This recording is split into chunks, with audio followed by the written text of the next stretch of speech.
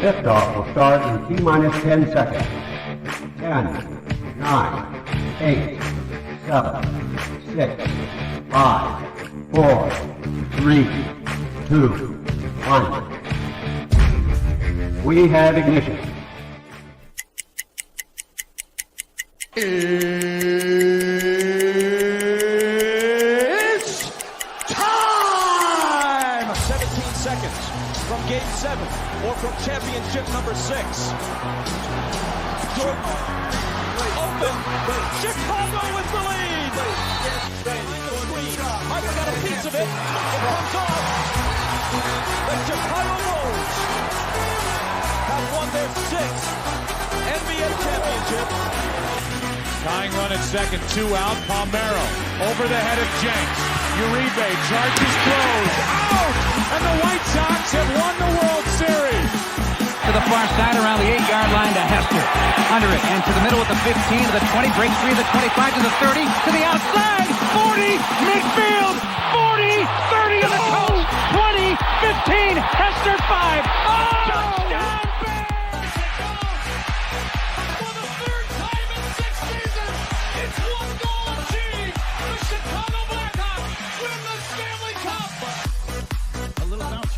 Toward Bryant. He will glove it toward Rizzo. It's in time. And the Chicago Cubs win the World Series.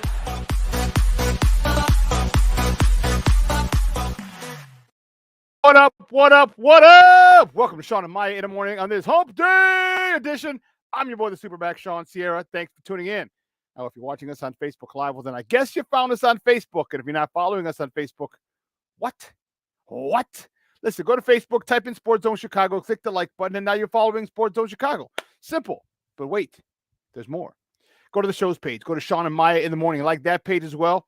And not only will you be liking Sports Zone Chicago, but you'll also be liking show's page, Shawn and Maya in the morning.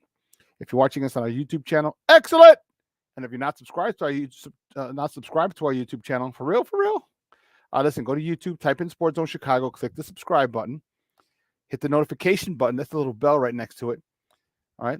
And that'll give you a note. Then I'll let you know anytime a show from Sports Zone Chicago is going live. You get it? Got it? Good. Now, if you're watching us on our mobile app, don't tell me you didn't know we have a mobile app. Come on now. You got to keep up with the Joneses and them. All right, listen, so it doesn't matter. Wherever you get your apps from, I don't care whether it's iTunes, Google Play, Amazon, Walmart, Kmart, 7-Eleven, Zayre, Zemsky, Macy, Montgomery Ward, wherever you get them from. All right, you go there, you type in Sports Zone Chicago, you download it, you take us with you on the go. So not only do you get Shawn and Maya in the morning 3 days a week, not only do you get our other live shows throughout the week, not only are they archived there like they are on Facebook and YouTube, but I'll tell you what, we give you a slew. And I mean a slew of articles thanks to my man Clarence Council III. Big up to Clarence for keeping you abreast of all articles Chicago sports related. Now, if you're watching this on a Roku channel, I like that kind of party, baby. And if you don't know, you better ask somebody. Sports Zone Chicago, we have our own Roku channel. That's what I'm talking about, baby. We have our own Roku channel. So if you have a Roku television in the house, do us a favor. Do us a solid, would you? Download Sports Zone Chicago's network. Download the channel to your TV. Put it right there, smack dab in the middle of Netflix, Apple, Prime, Max, Hulu, Disney Plus, Paramount Plus, Stars. Power Book 3. Canaan. Woo, that started off good last Friday. I can't wait for that this Friday. All right, Paramount Plus, you still watching what's the Kevin Costner one? The new one that they're talking about. I tried to get into it, but I tried to get into it like last season. I'm like, I need to start from the beginning. But anyway, just download it, put it there. You can watch that on the big screen. Hell, we're on the big screen right Mickey Ficky now. Now, you can also tweet the show. You can tweet us at Sports Zone Shy. That's CHI, at Sports Zone Shy. Listen, go to our, because there's a poll. I want you guys to take a poll. It's a quick boop, boop. Push 1 or push 2, A or B. All right? The poll question is, what do you want the Bears to do? Do you want them to clean house, new head coach, new quarterback, obviously new staff if you're a new head coach, or do you want them to stay the course with Coach Eberflus, get rid of Getsy, maybe say keep Getsy, who knows, and keep Justin Fields and build around him. Just go there. Let's take that poll on our Twitter page at Sports Zone Shy, CHI at Sports Zone Shy. Man, we have a phenomenal show, boy. I need you to interact with us today. So whatever platform you're watching us on, whether it's Facebook, YouTube, or our mobile app, listen, leave a question or comment on that particular platform. It'll come up here in the thread. I'll put it up on the screen. We'll incorporate it into the show, and that's what makes this the best morning show around. So bring them all, baby. Questions, comments, smart-ass remarks, because ain't nobody scared over here. You know how The Rock says, baby, don't sing it, just bring it. My man, Frank Schwab from Yahoo Sports is going to join us at 10 o'clock talking NFL action. I'm excited. I want to see, you know how I love the local beat writers. I love the local media when it comes to our teams, but I also have to get a national perspective. Doesn't matter what team I'm talking about. I like a national perspective. Give me a look at 10,000 feet above the earth. How do we look in the big picture? And Frank's going to give that to us. I'm going to talk to him about the last 5 weeks for the Bears, about his thought on Justin Fields. And I just take it with a grain of salt, because remember, all these guys who cover nationally, they don't cover the Bears. There's 32 teams they got to cover, so they're not able to get the in-depth stuff that. Oh, okay. He said got to cut a little shorter today. They're not as in-depth. You know what I mean? They can't. There's 32 teams they got to cover, so even though they don't get, I take it with a grain of salt, I still value their opinion on how they look at our teams. In this case, the Chicago Bears. Okay? Man, I want to bring him in. I'm excited to have him back again. Man, he's joining us. We're borrowing him. He's a rental from the Nomad Network. Man, my man. Big Samo. Samo, what's up, Papa? Good morning. Yo, what's up, baby? Just right here, man. Chilling. Good morning to you. Top of the morning to you. Shout out to everybody in the chat. Man, I'm telling you, the chat's jumping already. Lord have mercy. Man, let's see who we started. Levette Lee, she was in the house early. Good morning, Mama. Appreciate it. Michonne Walls in the Mickey Ficky house. And you wrong for that burpee stuff yesterday, Michonne, or Monday. Don't, man. No, don't even do it again. Don't you blaspheme on here, boy. Man, I'm telling you. Cornelius Squalls in the Mickey Ficky house. What's up, Papa? My man Armando Emeterio. Lara Jr., my man Junior. Hey, Junior, I hope. So for all those of you who don't know, Junior's the biggest smart ass you'll ever meet. All right. I say he'd have to be a bigger smart ass than me, and that's pretty big. All right. And we were going back and forth on a topic, and he was, I'm not going to put him on blast completely, but I gave his son a shirt from Chicago, and he's like, oh, don't wear it. And he said for whatever reason. And I was like, oh, okay, well, good to know, bro. I'm like, you know what? I'll send you your shirt with the nipples cut out so you can walk with it. And he was like, no. He goes, no. And then his son was laughing, and he's like, oh, he said, he goes, make it a halter top. He goes, no, a crop top. So this is on the way for you, Junior. And look at it. Arms out, sun's out, guns out, baby. You can wear that bad boy in the summer and still flex. Yeah. That's gonna be a pretty sight. He was dying yesterday. Don't do it. He was dying yesterday. Oh my God, dude. That's my guy, man. 27 years I've known that dude. Holy cow. Over half my life I've known that son of a bitch. Oh, my girl, Monica. What's up, Mia? How are you? Thanks for tuning in. I appreciate it. That means Jeremiah must be watching. Man, good morning, Jeremiah. Man, I'm sorry about that situation last time. Oh, my God. I'm not even going to go there. But I want to say good morning to Jeremiah and to Armando Emeterio Lado the Fourth. I know he's not watching because he's in school, but that's okay. I'm sure Junior will show him this clip when he gets home later. So Dito or Jojo, whatever you want to be, whatever they call you, and Jeremiah, good morning from Theo Shawn. Brandon Schutz in the Mickey Ficky house. Man, oh man, that's what I'm talking about, baby. Oh, what did he say? I'm watching you on the Roku channel. He got us on the big screen, Samo. I got no pimples, no ingrown hairs. All right, good. That's what I'm talking about. Look at, of course, you're getting love. Here it is, Samo. Oh, here. Show you my guy, Samo. Shawn Wall. What's up, Samo? What's up? Man, It's awesome. Everyone's showing Sam love. You know what? I appreciate it because that's how we do over here, man. At Sports Zone Chicago, we definitely appreciate. We don't hate. There's more than enough content to go around, and we love when someone else is doing good, man. I can appreciate. I got mad respect, and what you guys are doing over there is awesome.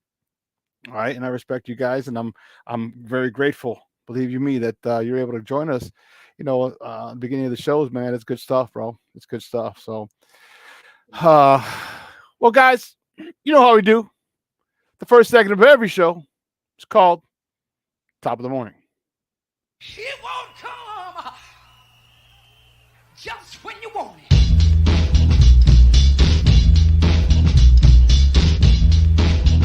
Top of the morning to you. Top of the morning to you. Top of the morning to you. Yay, oh yay, oh yay. See, top of the morning topics. Where do we start? Which way do we go? Which way do we go? Which way do we go? I know which way we're going to go. The Blackhawks. Ooh, the Blackhawks with a tough 4-3 loss in a shootout to the Nashville Predators yesterday over on the west side. All right. Goalie Soderblom stopped 27 of 30 shots. Foligno had his third and fourth goal of the season. Dickinson lit the lamp for the 8th time this season. Assists on the day. Tess Jones, 9th and 10th. Foligno had his 8th. Vlasic had his 4th.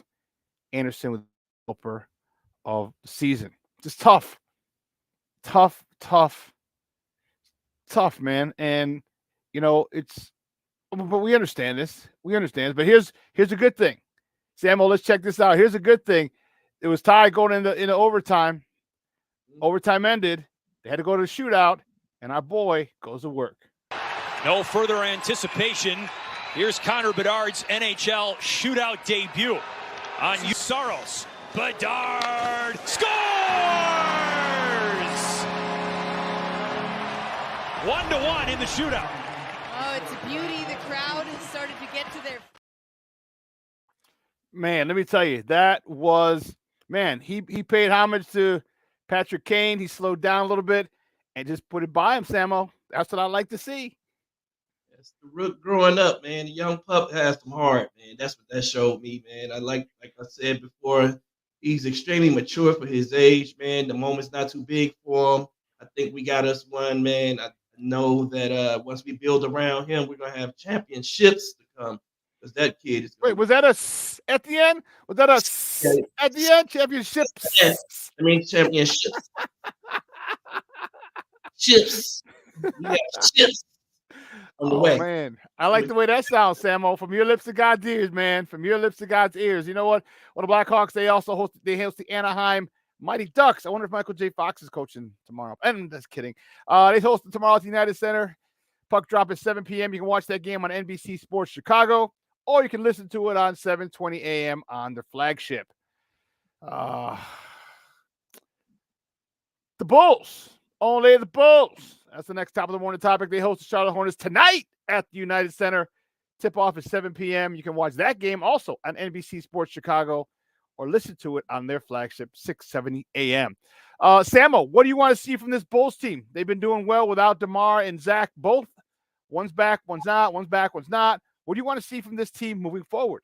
More of the same of what we saw these last two games, man. This is a winnable game. Let's keep sharing the rock, moving the rock around, and playing good team basketball.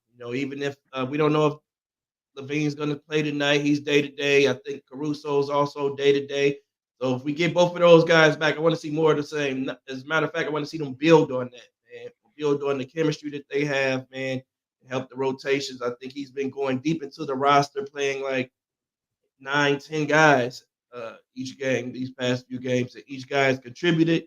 So I want to see more of that, man. This is a winnable game. We should be on a 3-game winning streak after this. I agree with you on that because, I'm looking at it and I'm like, you're playing a lot of young players. And here's what the young players do. The young players don't freestyle so much. All right. They're usually caught in the system. They want to play. So they're like, okay, yes, coach, no coach, whatever you want. I'll do, you know what I mean? Okay. And that's good. But in this system, His system is very free flowing. Now it's not freestyle, it's free flowing. So that's part of their style is get out and run. And these guys, and that's what they're doing. Get the ball, get rebound, look for the outlet, hit the outlet man, and have him get that ball up the court. That's what they've been doing. That's what they've been doing well for the last couple games. So can they continue it? I don't know. But I'll tell you what, the more you play these young guys, all right, the Dalen Terrys, who everyone's like, yeah, stick them in the G League and the Javon Carter. Like, no, these guys want to play. And when they're out there, and they're young. They're young. They want to stretch them legs. They want to run. They want to get out there and run, jump, rebound. Hey, let them do it. Because you know the old saying, man, youth is wasted on the young. And do it while you can, because that time is going to come by. That time is going to pass rather quickly. You need those young legs to be able to play at that tempo consistently. So he's doing the right thing by letting those guys play, man. And you're right, man. Don't stick any guys in the G League, man. A lot of these guys, the minutes here in the big league, man, let them grow. Let them grow. There's no better training ground. You know what I mean? You can keep playing against G League guys, but how much better are you going to get? Really good against G League players? Well, that's not going to help us over here. When you get these guys here, and the most important thing for confidence, Samuel, is all right, when you're successful at the level that you're going to be at. You don't give a shit if you're successful in the G League. Okay, great. What are you going to do when you're with the big boys? But all of a sudden, our guys are going to be average 6-8 points a game, a couple rebounds. That's growth. That's start. That's starting to build confidence. I'm not expecting you to be an all-pro. You know what I'm saying? Your first year? No, I'm not expecting that. I want development. I want you to get confidence, getting average 6-8 points a game. That's 6-8 points a game we need. But more so than just 6-8 points, that's a huge influence on your confidence, a huge boost in your confidence, a huge boost in your belief in yourself to play at this level. And then next year you build on that. Man, Samuel, these kids are 18, 19, 20, 21 years old, man, and trying to make a way. Man, you got to let them develop. And I think that's the smart thing that Billy's doing. Get them in, let them play, let them run. Let them do what they do best, and that's use their athleticism. You could coach them up and do other stuff as they get better. I mean, dude, if they're 19 years old, Samuel, in 5 seasons, they'll only be 24. They won't even be hitting their prime yet. Only 24 in 5 seasons. There's a lot of growth that can happen early on. Get them out there, get them running, get them comfortable and confident.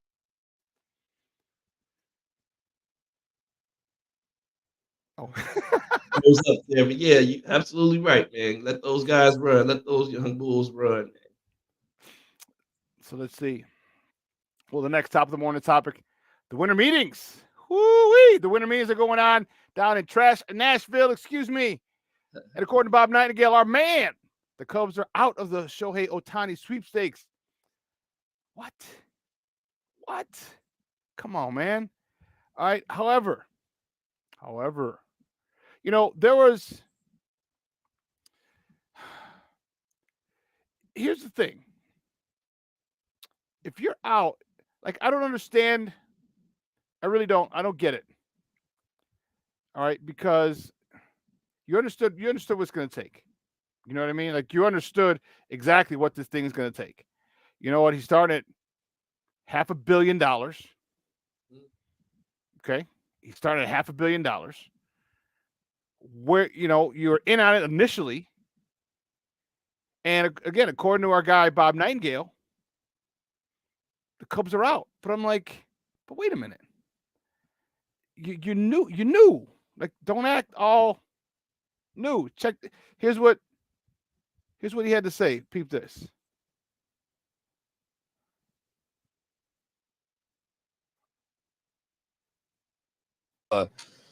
Ohtani stuff, just like I would any free agent. I'm not going to talk about discussions or meetings or where it is. It's just keep that quiet like anything else.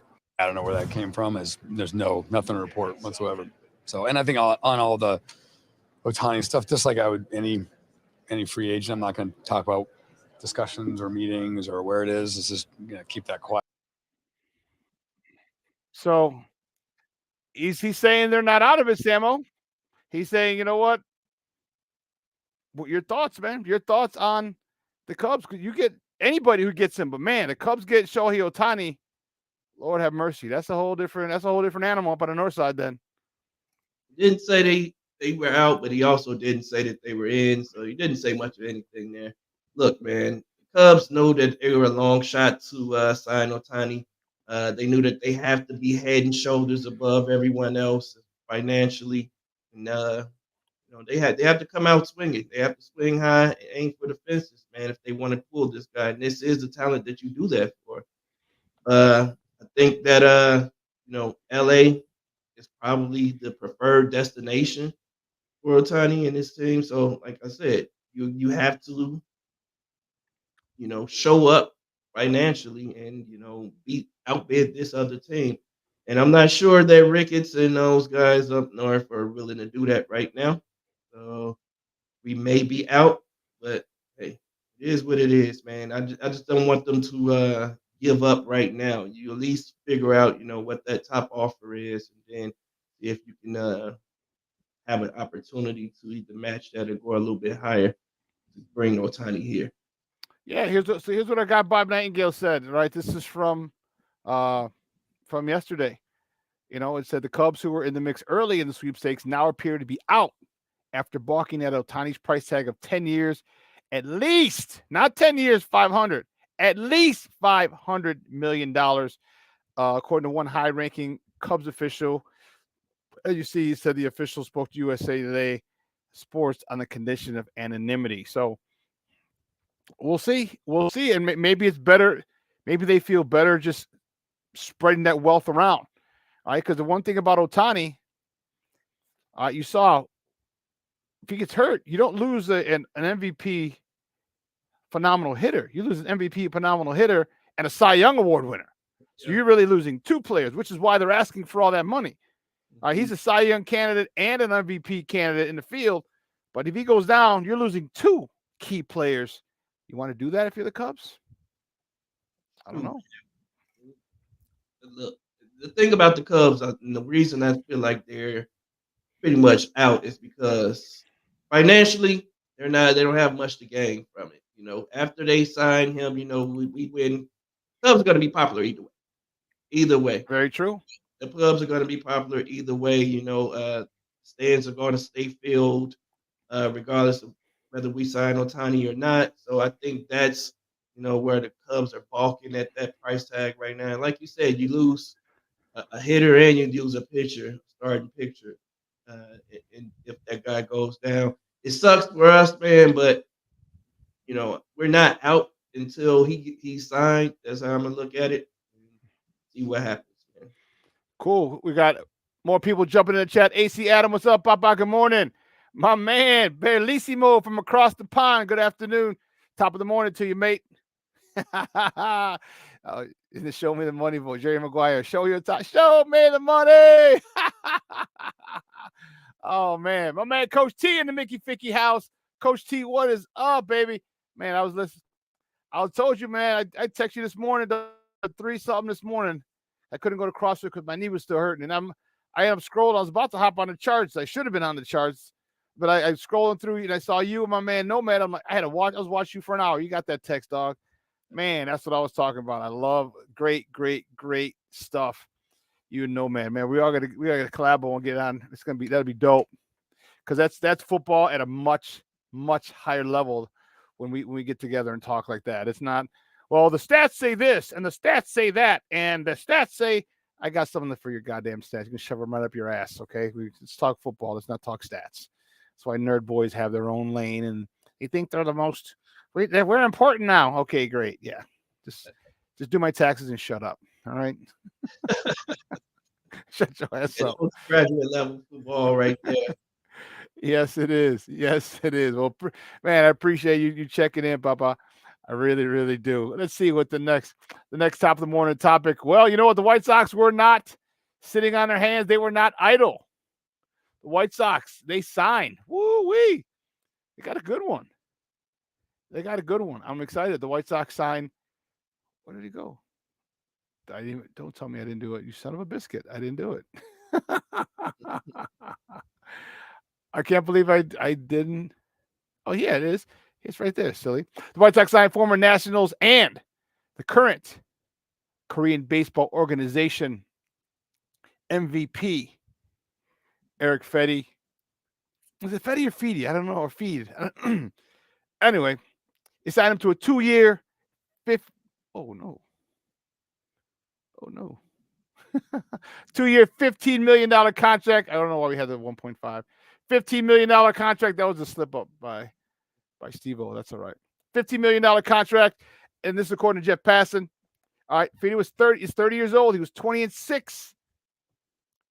20-6 last year with a 2.00 ERA for the NC Dinos this past season. Man, you bring something like this. I'm happy. I'm happy to add that to the rotation if you can keep that up in the bigs. Absolutely, man. That's a guy you definitely want on your roster. Has to wide net to get this guy. Hey, I don't know what this means for the Dylan Cole trade sweepstakes right now, if he's still going to stay on or if this will be his replacement, but you got a good one. I will say that. And he's 30 years old, just, not young, but he's not old. I'll just say that. No, I'll just say that about him. And that 2 ERA, that's crazy. That's insane. And going 20-6, hey, that's a steal right there for 2 years, $15 million.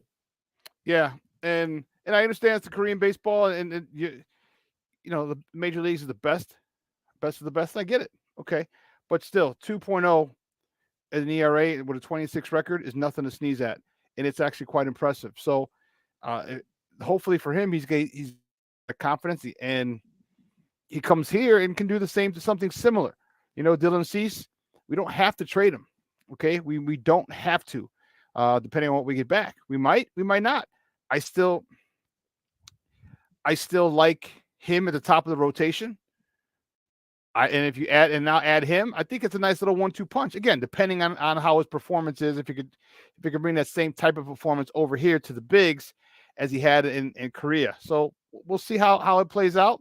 But I'm looking forward to that combo. I'm looking forward to that in 2024. I mean, I'll be watching from afar because I ain't giving them jokers any of my money until they deserve it. But I'll be watching. You can go sit in the stands for $1 now, man. If they do, if they have another dollar day, I'll be there. I'll park it in the Mariano's parking lot like I do off of Archer. Yep, walk on over. And no, not shoot. That's a long walk. I'm hop the bus. Oh man, walk on. Take that walk, man. That's over my walk. And with my bad knee, I ain't walking nowhere.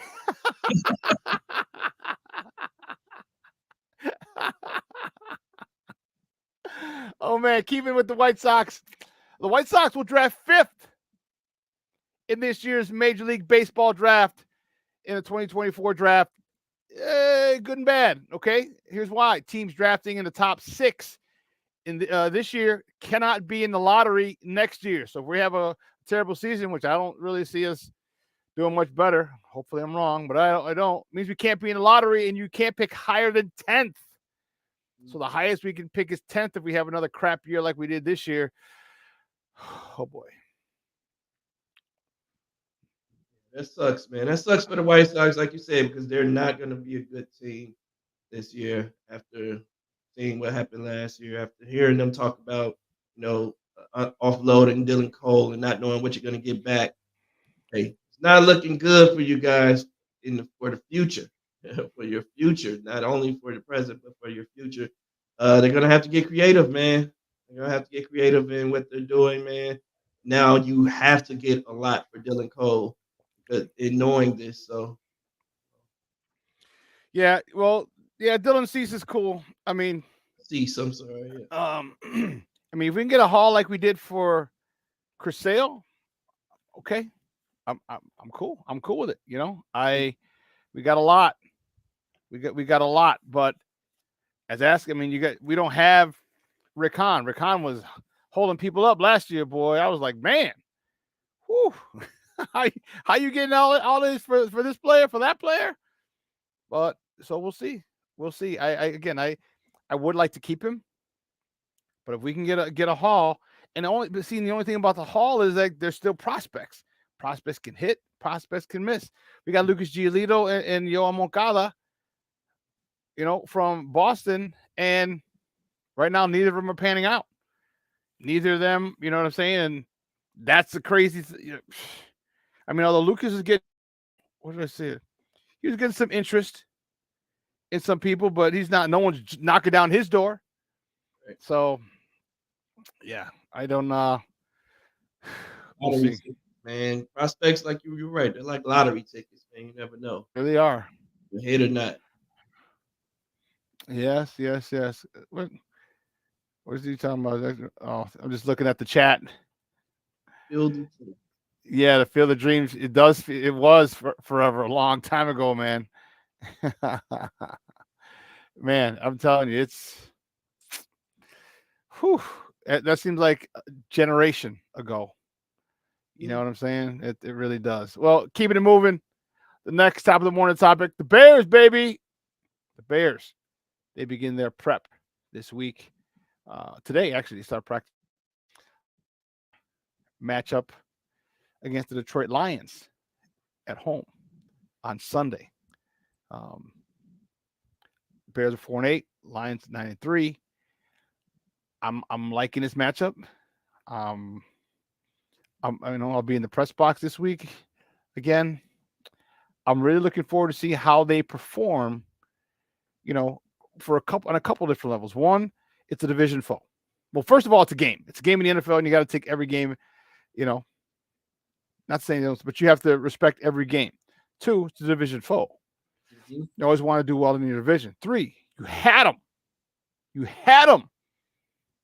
And you let them slip away. All right. And four, you're talking shit. I mean, rightfully so. You can. But what you going to do about it, Bears? What you going to do about it? Man, we got to come out physical, man. That's all I'm going to say. We have to be physical offensively and defensively and throughout the game, man. I think this game is important for the coaches. I know the players are going to come out fired up as we match up well against these guys. We should have had them a few weeks ago. Bad coaching led us to lose that game, And I'm not going to just say that the players don't have any fault in that last loss, but man, there was a lot of bad coaching towards the end of the game and mismanagement by Eberflus. So let's see what he's learned and what Getsy's learned from playing these guys the first time. I do feel like they're going to come in and adjust some of the things that they do. I can see them trying to blitz us a lot, just knowing that Justin Fields struggles and Luke Getsy really struggles with the blitz, right? So I can see them coming in and doing that and trying to slow down our offense a little bit. And if we run the ball physically with our power running game, man, there's no stopping us, man. Because now we can dictate to them a little bit more, man. And get ahead of the chains, and that third down situation looks different when it's third and short as opposed to third and long all the time. And they're just pinning their ears back and coming at us. So let's see what the coaches have learned, dog. And here's a big thing that people don't or may not be ready. Our guy Eric Lambert wrote about it in Sports Mockery. The Lions are losing their defensive tackle. It's according to our guy Eric Lambert from Sports Mockery. Reports indicate that defensive tackle Aleem McNeil is going on injured reserve, meaning he'll miss at least the next 4 games for Detroit. One cannot understate how big of a blow this is. Not only was he a big part of their 5th-ranked run defense, let's go. We got start attacking and run, okay. But he was also the 2nd-best pass rusher with 5 sacks. He had a sack and 2 hits on fields in the previous meeting. With all his presence in the middle, the Lions may have difficulty generating pressure on the quarterback outside of Aiden Hutchinson. So that's a huge thing, losing a stud D tackle. And I think that means that for us, we gotta go. We gotta run the ball. We gotta be physical, And again, for me, I would run at his spot, but also run right at Aiden Hutchinson. Run right at his ass. Right at him. I play defensively. I know that struggle that comes with that. When it's coming right at you, man, you have to be sound in your technique, and man, you have to be physically stout. That wears you down. That's more than anything. It's gonna wear him down. We have to wear this dude down, so it's gonna be harder for him to continue to rush the passer at full strength, at full speed, because he's beaten up because we've been running at him the entire game. So yeah, you're absolutely right about that. That is a big loss for those guys. I do remember that guy flashing a lot when we played him the first game. So hey, that's the game. We've been hurt most of the season. We haven't been at full strength the way that we are until the last few weeks. So it happens to the best of us. Hey, let's see what they can do. Who's going to be the next man up for them? Also heard that their center is out, right? Yeah, Ranowitz. What's his name? Right now, Ragnar. yeah. Yeah, he's out. That's right. Thank you for reminding me. He's out too. So now here you go, Keith Billings. You know what I'm saying? That's a big opportunity for you. That's a big opportunity for Javon Dexter Senior. If you slide you into the one technique, if you do some stunts or some twists, here's a chance for you to go up against a second team guy. You got to show improve, man. And you know what? I don't give a rat's ass because no one cared about us when Justin was hurt. No one cared about us when Tevin Jenkins was out or when Nate Davis was out. No one gave a shit about us. They just kept talking shit. Okay, cool. Well, guess what? Now you have some deficiencies. You have some injuries. And you know what? No one. This is not a cruel. This is a very cruel and not a forgiving sport. All right. Truthfully, find the weakness and exploit it. What do you do when the cornerback goes out? You find who's his replacement? We're going to him. First play after that dude gets hurt, you're going to his replacement. Right away. You're right. You're absolutely right. So Big Billings, get ready. Hey, Big G, Javon Dexter, get ready. Maybe Javon Dexter gets his first sack this game. I can see Big Billings, shutting the run down up the middle now that they're playing with a backup center. That dude's been on all year. He gets that week off to rest up a little bit. He's going to come out refreshed, just as our entire defensive line will. Hey, man, if the Bears can't get up for this game, man, we haven't beaten a winning team under this coaching regime. So if we can't get up for this game, then hey, it's just going to be a bad 4 games to follow. I feel like, man, this will be the litmus test for our team right now. And if we don't look good in this game, then, man, I don't know what the following 4 are going to look like. It's going to be an ending to this year. I believe it's a huge a litmus test for us. I think it's going to go how they come out. This is going to determine how the last 5 games go. And and not only would it be a win against a team with a winning record, but also be a second division win, but also our second consecutive win in a row under this regime for the first time. So there's a lot riding on this and a lot of pride at stake. And Justin Fields has a lot to play for. Like I said, I truly think that they're still in on him, regardless. I feel they've made the decision. But just to shut everybody else up and stop hearing everybody else, Justin needs to do well. But you know what they're going to say? Oh, he had a good game. Okay, we'll do it again. I will do it again. Okay, well then you know what? You can't have 5 good games in a row until you have 1 good game in a row. So let's get the first good game in a row out of the way for Justin, and then we'll have 1 more good game the following week. All right, then we'll have another good game the following week. So, but let's just focus on Detroit, and let's have it. And I just think that I don't think Jared Goff is going to perform well in these conditions. I just don't. And this is where the physicality comes in, Samo. Mm-hmm. You and I both know when you get hit in that cold, man, that stings a little longer, man. Ooh, Charlie, that don't feel nice. Yeah, it's a different feeling. And Jared Goff has not played well here in Chicago. Nope. And like you said, in Jared Goff, he doesn't like to get hit either. Once you start hitting, he gets a little anxious, man. He can't move around, so he's sitting duck back there. You just have to get to him, hit him early and often. Punch our boy. He's still our boy. Is he still our boy? Who? Running back. Is he still our boy? Who's that? I don't even know who you're talking about. Nah, homie. Not in that jersey. He ain't our boy no more. But hey, you run wild and be cool. I'm cool with you. Run wild and anyone else. Don't be talking shit against about us and then I told you I want someone to take his ass out. Put your face mask in his chest. Yeah, I want to see Brisker come down and thump. I want to see guys come down and thump. Brisker, Tremaine, all those guys. TJ, come down and put a hitting on this dude, man, to slow him down and make him think as he's coming through those holes, man. Chris, what up, Papa? Thanks for tuning in. Hey, well, listen, we got to take a quick break, and on the other side of the break, we're gonna finish up top of the morning and ride it out till 10 o'clock, man. If you can stay with us, Samuel, cool, man. If you got to run, I understand completely. But we'll be back, baby. Keep it locked right here, folks. Shawn and Maya in the morning on Sports Zone Chicago. Hey, it's your boy, the SuperBack, Shawn Sierra, and be sure to follow Sports Zone Chicago on all social media platforms, on Facebook, Instagram, and our Roku channel. You can find us at Sports Zone Chicago, and on Twitter, we are at Sports Zone Shy. Also, be sure to download our mobile app so you can take Sports Zone Chicago with you on the go. Time out. How are you feeling right now? Happy? Excited? Angry? Overwhelmed? One of the best things you can do for your mind health is to name what you're feeling.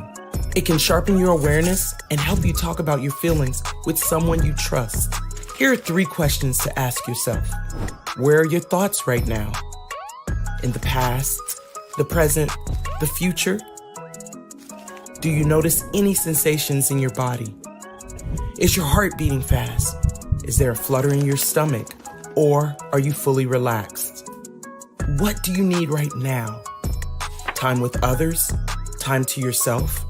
Remember, there's power in this awareness. So find ways to identify what you're feeling today.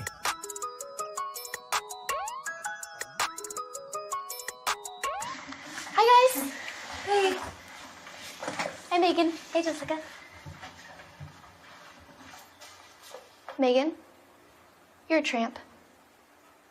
Brian Fitch told me you guys made out. Everybody knows. He said your breath smells like garbage. And he almost puked. He says you're the most desperate girl he knows, besides your mom. How many boyfriends does she have anyway? Lots? Your makeup makes you look like a clown. That zit is huge, zit face.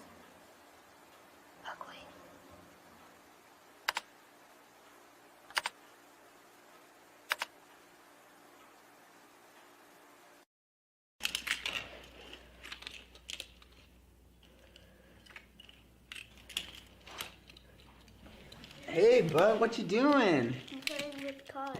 Cars? Can you show me what a car does? Whoa, whoa, whoa, whoa, whoa. Hold on a second. First of all, this is a school zone. So you need to put down your cell phone, stop texting, and let's get to driving. Now you're coming up to a stop sign, right? You need to slow down and stop before you hit that Y line. I want you to look left, right, left. You don't want to get hit by a car going on your left, and to your right to make sure you don't get sideswiped by a guy coming from your right. You're coming, and you see a crosswalk. You better slow your horses down, because the #1 rule of driving is always yield to pedestrians. Now stop, pull over, and you are done driving. Gosh, what do they teach you kids in school nowadays?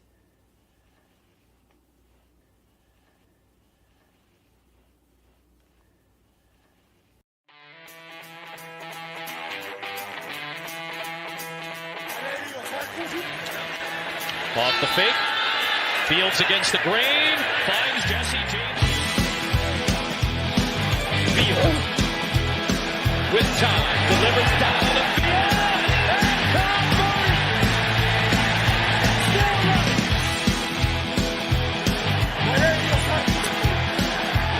Made one way and Fields stumbling.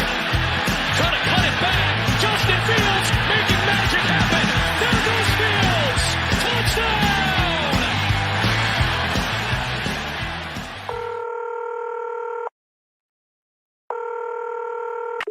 911, operator 901. Where's the emergency? 127 Brynmere. Okay, what's going on there? I'd like to order a pizza for delivery. Ma'am, you've reached 911. This is an emergency line. Large with half pepperoni, half mushroom. You know you've called 911. This is an emergency line. Do you know how long it'll be? Okay, ma'am, is everything okay over there? Do you have an emergency or not? Yes. And you're unable to talk because... Right. Is there someone in the room with you? Just say yes or no. Yes. Okay,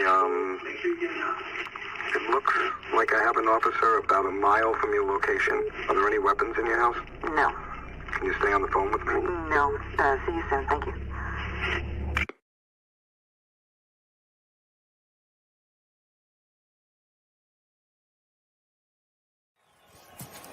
Third down and 9 as a result of the first 2 plays. And now a sack for Montez Sweat. Second possession for the Bears. Fields keeps, gets to the edge. And his first big carry of the night. He wants to throw. Now gets Roshan Johnson. A lot of room. Johnson inside the 40. Everybody up and coming after Fields. He's got Kmet, and Kmet's got the first down. Inside the 20 and now inside the 15. Welcome back to Shawn and Maya in the morning on Sports Zone Chicago. Those clips courtesy of ESPN. Those are the Bears, baby. That's what I'm talking about. I like the win. Ugly win, but style points are not important. I'm joined here by my man, Sam Rush, a.k.a. Sam-O, Big Sam-O. And, man, dude, I'm looking forward to this. Talk to me a little bit, baby. Talk to me about what you're expecting Sunday from this squad because there's a lot riding for some people. All right. There's a lot riding, and they got to go to work. Yeah, man. I'm expecting us to come out full throttle. Man. We just come out of a bye week, man. We should be fully prepared for this game, and it's on the coaches, but it's also on the players, man. They have a sense of pride, man. These guys are winning the division right now, but they're still the Lions, and they're still the Lions to us, and to us as fans and to the players. They still look at those guys and say, hey, you guys are still the Lions. We almost beat you that first game, and we're going to come out this next game, and we're going to put our foot on your necks. And that's what should happen, man. I want to just see a physical football game. It's going to be cold out there on the lake, man. We might see a little snow. I think there's a chance of snow. And look, man, just play Bear football, Just get under center and play Bear football. Stop. Say that again for all the people in the back. Get under center and play Chicago Bears football. Let's not get cute this game. No need. There's no need. Especially with that defensive tackle out. All right. He was a problem. He was a problem for us last year. All right. He was a problem last game. Yep. All right. Now that problem's gone. Now we go after him. Now we just talked about it. You find the weak link. You are the weakest link. Goodbye, and attack him. Period. This is a savage game. This is the alpha male sport of alpha male sports. All right. And there's no sympathy, no nothing. Hey, like I said, not bad for us when we were hurting. They came and gave it to us. Guess what? Now it's our turn. I think they need to have that same mentality, and I'm looking forward to them doing that. I hope they do that. I hope Getsy does that. But to me, there's a thing that bugs me. I don't see the dog in Getsy. You know what I mean? I don't see the killer instinct in Getsy. Like you see some offensive coordinators, when they know somebody is out, they're like, oh shit, we're attacking him all day. We're attacking him all day with traps, with misdirection, with everything. We're going to focus on this dude until they do something until they sub him out. And I don't see that dog in Getsy, and that bothers me, Samo. Yeah, it's sad, man. I don't think our coaches have that mentality. I don't see that in the on the defensive side either, man, where we just attack the team's weakness. We know that they have a weakness. You have to attack that weakness. Hopefully things change this week, man. They've done some self-scouting and evaluating of themselves, and they see that in themselves. Like, man, we're a little soft. That's what we are. We're a little soft. We lack aggression in moments where we should be ultra aggressive. And look, let's go out and be physical. Let's play a physical brand of football. If they've watched tape of those past 12 games, then they should have saw that the physical team is the identity of the Bears, man. That's the identity that we need to run with and finish this season with. Is that physical brand of football. We're a power run team. We're play actioning off of that. We're rolling and booting our guy JF1 out and, striking downfield. That's what we need to see. We do it. And I also need JF1. I need Justin to play better. I need Justin to stop playing around, stop acting silly, stop acting new. All right. Mm-hmm. And I know there's a situation where sometimes in the game he's got to overcome Getsy. Then he's got to do it. Then you got to do it. All right. You're in the second year of your system. You're more familiar with this same system you've run for a year and a half now. All right. You've actually had a chance to look at it from a coach because you're out for 4 weeks. There's got to come times where you just take control and say, you know what? Nah, I don't like this play. Let's do this. There's got to come in time. And hopefully this week it says, Coach, let's go under center. Coach, I know my thumb's jacked up, but it's better. Let's go under center. Let's get Roshan Johnson downhill. Mm-hmm. All right. I don't know the status of Deontay Foreman, but let's get him going downhill. Let's get Khalil Herbert going downhill. You know what I mean? Or power, get to the outside with a pulling guard and a fullback. Let's attack these guys. Let's run right at Aiden Hutchinson, see what you got. Mm-hmm. And I hope Justin has taken control of this team like that, because if he does, Charlie. I agree with you, man. Justin has to stop being such a good soldier. I think that's the thing. He wants to be, the team got a good soldier and follow his chain of command and Luke these orders to the T. But hey, you're out there on the field, man. If you're out there on the field, like, man, you have to adjust to the game. You know what it's going to take for you to win. And that's just the way that I was brought up, man. Like, look, even my coaches would tell us, like, hey, we coach you guys during the week. We tell you to do this and tell you to do that, but you out there playing the game, and you know what's best in that situation. You're out there feeling the game. Hey, if we're telling you something, you see something, sometimes go ahead and take that chance if you need to take a chance. Audible out of some of these run plays, audible into run plays. Like, do what you need to do to win the game, man. You know what it's going to take. You're looking at the defense. You're surveying out there what's about to come to you. If you trust what you see, hey, put your team in the best situation, because your coaches aren't. You can't depend on your coaches to do it every time. You're on mute. That's the God-blessed truth, man. I love it. I can't. And this is why I get so fired up, and this is why it's tough being in the press box, because sometimes I go, come on! And I'm like, oh, shit, you're in a press box. I don't want to. So I'll be there with a tape over my mouth. Except after I eat the breakfast, though. They got some good food up there. So I'm looking forward. So I'll be there about 9:30, 10 o'clock. And so I can go to bed. I can eat, go to the bathroom, come back, sit and chill. And just, I don't like being rushed. Mm-hmm. You know what I mean? I can say hi to some other people, people that I'm starting to get to know. And, the more they see me, then I'll start having more and more people on the show, which would be cool. Names that people see on TV and stuff like that. So I'm just networking. But I like to get there early and just chill. You know what I mean? And just say, hey, how you doing? Like, oh, we've seen you here a few times. Like, yeah, you're damn right. I'm not. Like, I'm here to stay. Like, I'm tough to miss, baby. I'm tough to miss. Like, I got a big aura, big personality. You heard me in the press room with these questions. You know who I am. Don't act crazy. Hey, Samuel, great stuff today, Papa. I appreciate it. Hey, let everyone know where they can find you and your work online. For sure, you can find me at the Nomad Network on Nomad Live and Nomad at Night, where we do shows on Friday night. And we also have pregame and postgame shows an hour before each show, and at night at 8 p.m. after the game. Hey, reach out to us, like, share, subscribe. You can also find me on Twitter at BigSamo80. Hey, Shawn, I appreciate the invitation, man. This was good. How did my son do this weekend?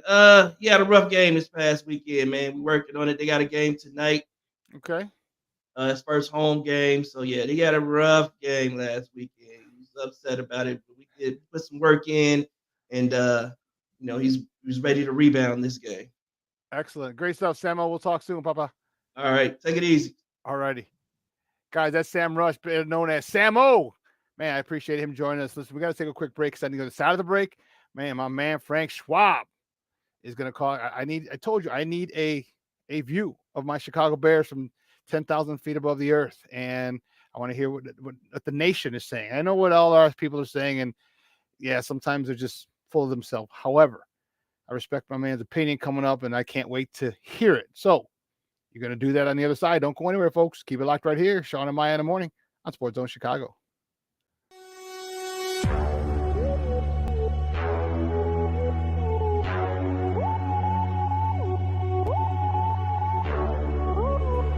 Fields a run for 17.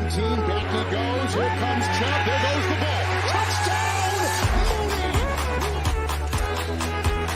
Jones about at the left tackle. Time for Fields. Now he'll accelerate to get the first down. Great tackles, and he's off to the races. Oh, he got a terrific block. For every generation, it has started with the call to serve. Discovering the purpose and the belonging earned with the title. Learning to dig deep and push through adversity together. Defending our nation and its people. It is a life of great worth and reward. But Marines are never really finished serving. Their commitment comes full circle, visible in communities across our country. This is Semper Fidelis, always faithful, always Marine, marking a path for the next generation. All right, good afternoon. Hope everybody had a nice weekend. No injuries to report today. We'll get that on Wednesday, but certainly like where our football team is relative to their health right now. So the bye week focus for us really is to work on improvement of the individual, first and foremost, because that's where the fundamentals of the game are. And if we believe that we improve the individual, we're going to improve each unit. But certainly we look at positions as well, where we're strong, where we need to improve. And then obviously the units, we look at from everything to, run offense, run defense, pass defense, all the way through situations, dissect those things and certainly need to improve on several items.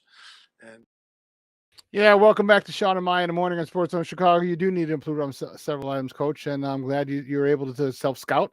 Glad you had the time off, and hopefully this game plan that you have this week coming up against the Detroit rival, the leaders of the NFC North, a team that you snatched defeat from the jaws of victory from a couple of weeks ago.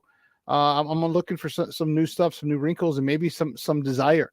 All right, maybe the ability to close. I think the Minnesota game helped a lot with you closing that game out.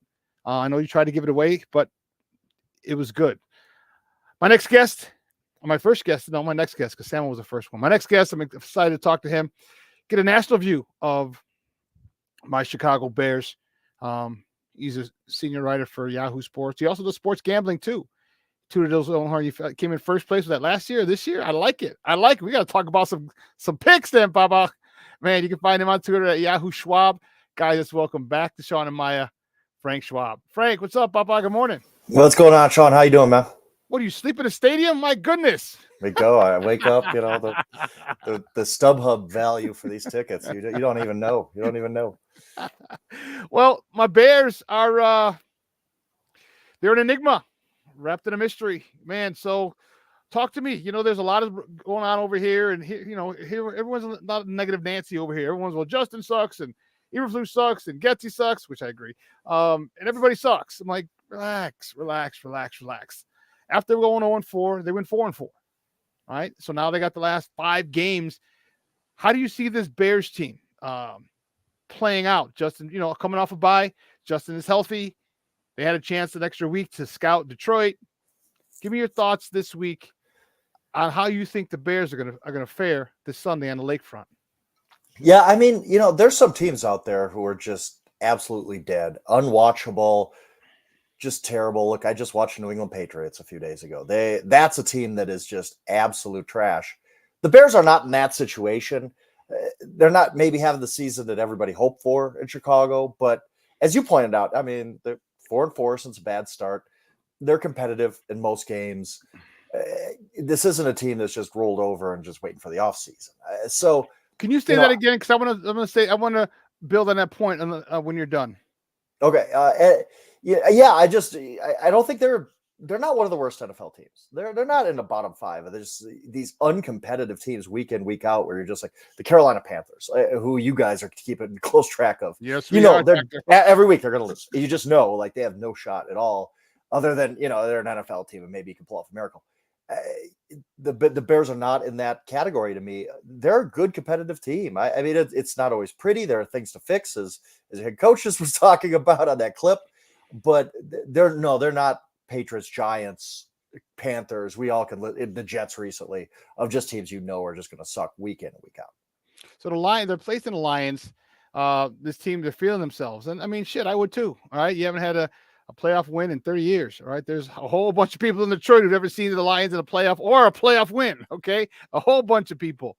But we had them. We had them last time. We had them and we let them slip. To quote the famous Denny Green, we let them off the hook. they are who we thought they were. We let them off the hook. How do you see that? How do you see that on Sunday? Does Detroit realize, hey, you know what, we lucked out with one. Let's come out with a little more focus. Or is this who Detroit really is, willing to give up some games because they're trying to give up the game last week, right? And if Jared Goff doesn't perform well at Soldier Field, you're missing it. You're missing one of the defensive tackles. You're missing your center. What do you think this week for Detroit? Yeah, Detroit is in this weird spot where, starting with that Bears game, really, you guys watch that game. The Lions should have lost that game, no question about it. Bears gave it away. Whatever, it's ancient history. Then they come back on Thanksgiving and just get smashed by the Packers. Like, they were never really in that game. Packers playing better. Hats off to them, I guess. But the Lions, if you're going to be one of these top teams, you still need to handle business there. Then they come back. They're up 21-0 on the Saints. And I was thinking, okay, the Lions got it right. Wake up calls, blah, blah, blah. And then they just quit playing after that, really. Like, the Saints outplayed them the rest of the way. It just, they dug themselves too big of a hole. But the Saints had a chance to come back for 21-0 down to beat the Lions, and the Saints aren't that good. So I just wonder if the Bears are catching them at the right time, where this is just a kind of a weird midseason slump for the Lions. They don't look very good lately. And, I mean, maybe, yes, the memory of almost getting beat at Ford Field a few weeks ago will help. But I give the Bears a shot here because, again, completely outplayed them in Detroit. They're, have the extra rest.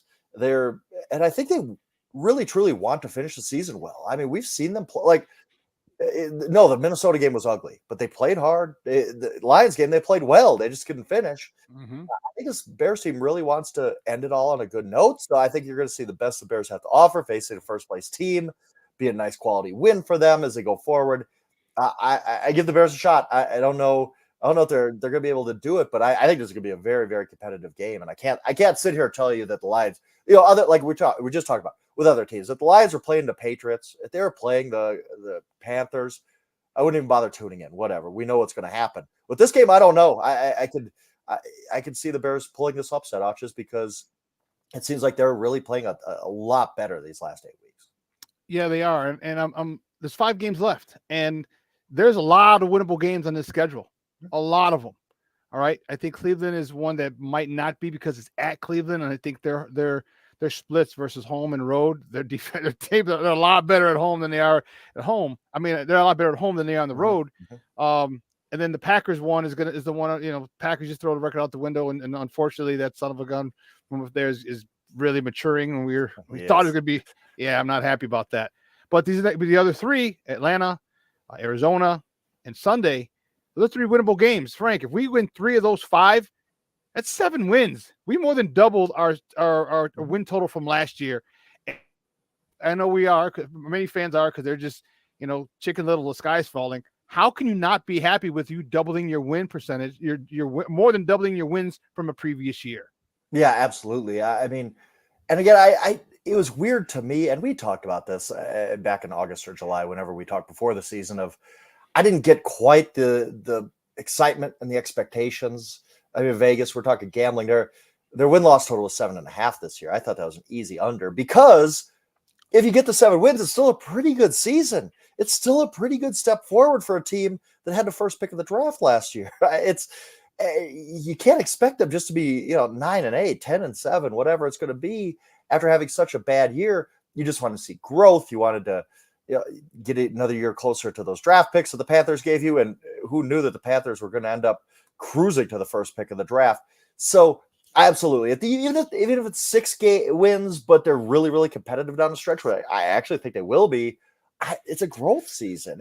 You go into the offseason feeling like, okay, we've got some things figured out. Now, the caveat to all that is everything's probably going to change in the offseason, right? Like we got to figure out what they're going to do at coach. I don't think Eberflus will be back. We got to figure out what's going to happen at quarterback. I assume that they're going to draft one of the top 2 guys and figure out what to do with Justin Fields. So maybe you don't take all of the momentum in the next season, but you definitely would have some momentum if you finish these last 5 games strong. If we, and I said on another podcast, I'm like, I could see them going 4-1. It's either Cleveland or Cleveland's got Joe Flacco at quarterback. I mean, true, but they got that, right? killer defense. Yeah, the defense is great. I'm just saying, like, there's a scenario where it's a 10-6 game. Easily. That's why I actually said they could go 5-0. I said I wouldn't be surprised if they go 5-0. I said, but I'll say 4-1 because Cleveland or Green Bay, one of those 2 games, I think they might falter. They're young. They had a big win last week. It wasn't a pretty win, but it was a come from behind win. I don't know if they're ready, if they know how to win just yet. Like Detroit did to us. Real quick, Sean, I believe that Packers game is week 18, right? It is. And this sounds crazy based on where we were a few weeks ago. There's a chance the Packers have clinched by then, and they got nothing to play for, right? Like, you probably, if you're the Bears, you'd rather just, hey, play everybody. We want to test ourselves. We want to get a quality win. But there's a scenario where the Packers are like, we got to play next week. We're not playing Jordan Love. We're not playing Christian Watson. We're not playing Aaron Jones or whoever is healthy for them at that point. So, yeah, you can talk yourself into them beating the Packers because the Packers might just honestly be sitting guys that week.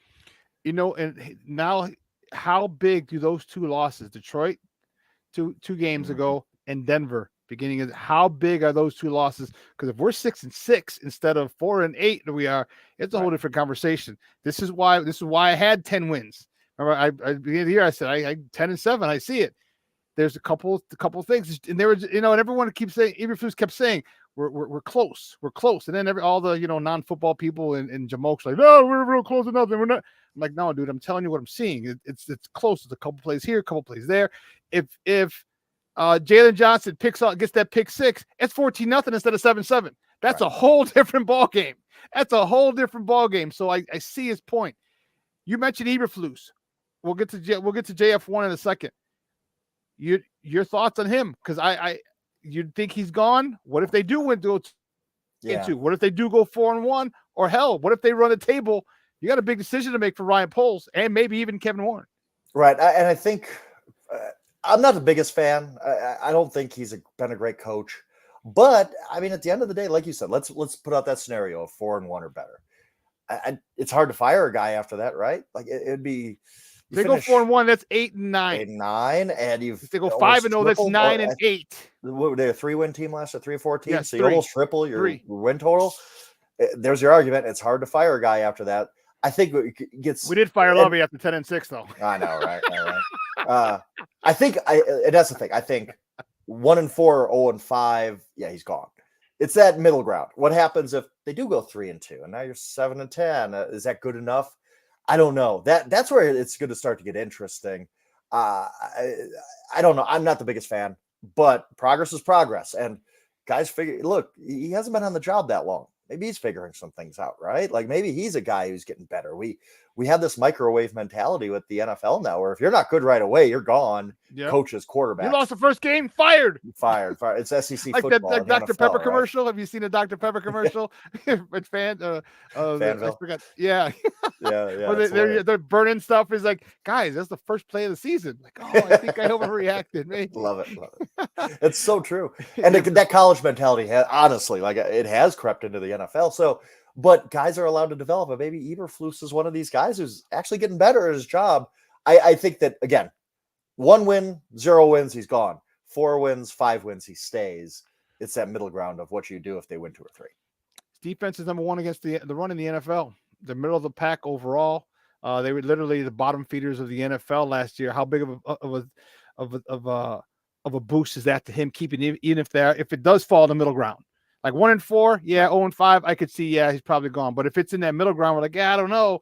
You look at, wait a minute, this defense is, we acquired a whole bunch of pieces, and he's using those pieces to the best of their ability. Montez Sweat just got here. He's a multiplier. We've seen him really impact the game.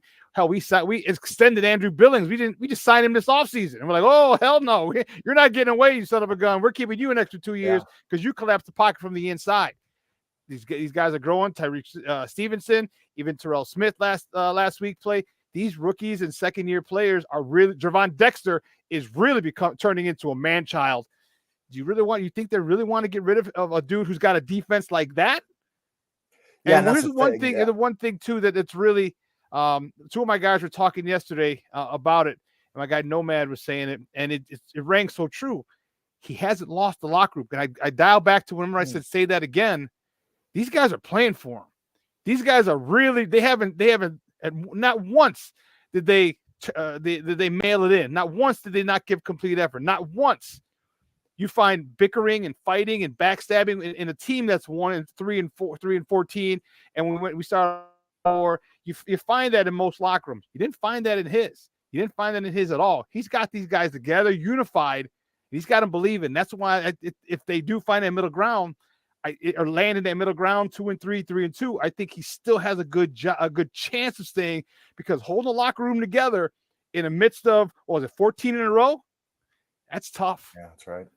No, it really is. It reflects well on him. Everything you mentioned reflects well on him. The only time you wondered if it was going to go south was the Justin Fields.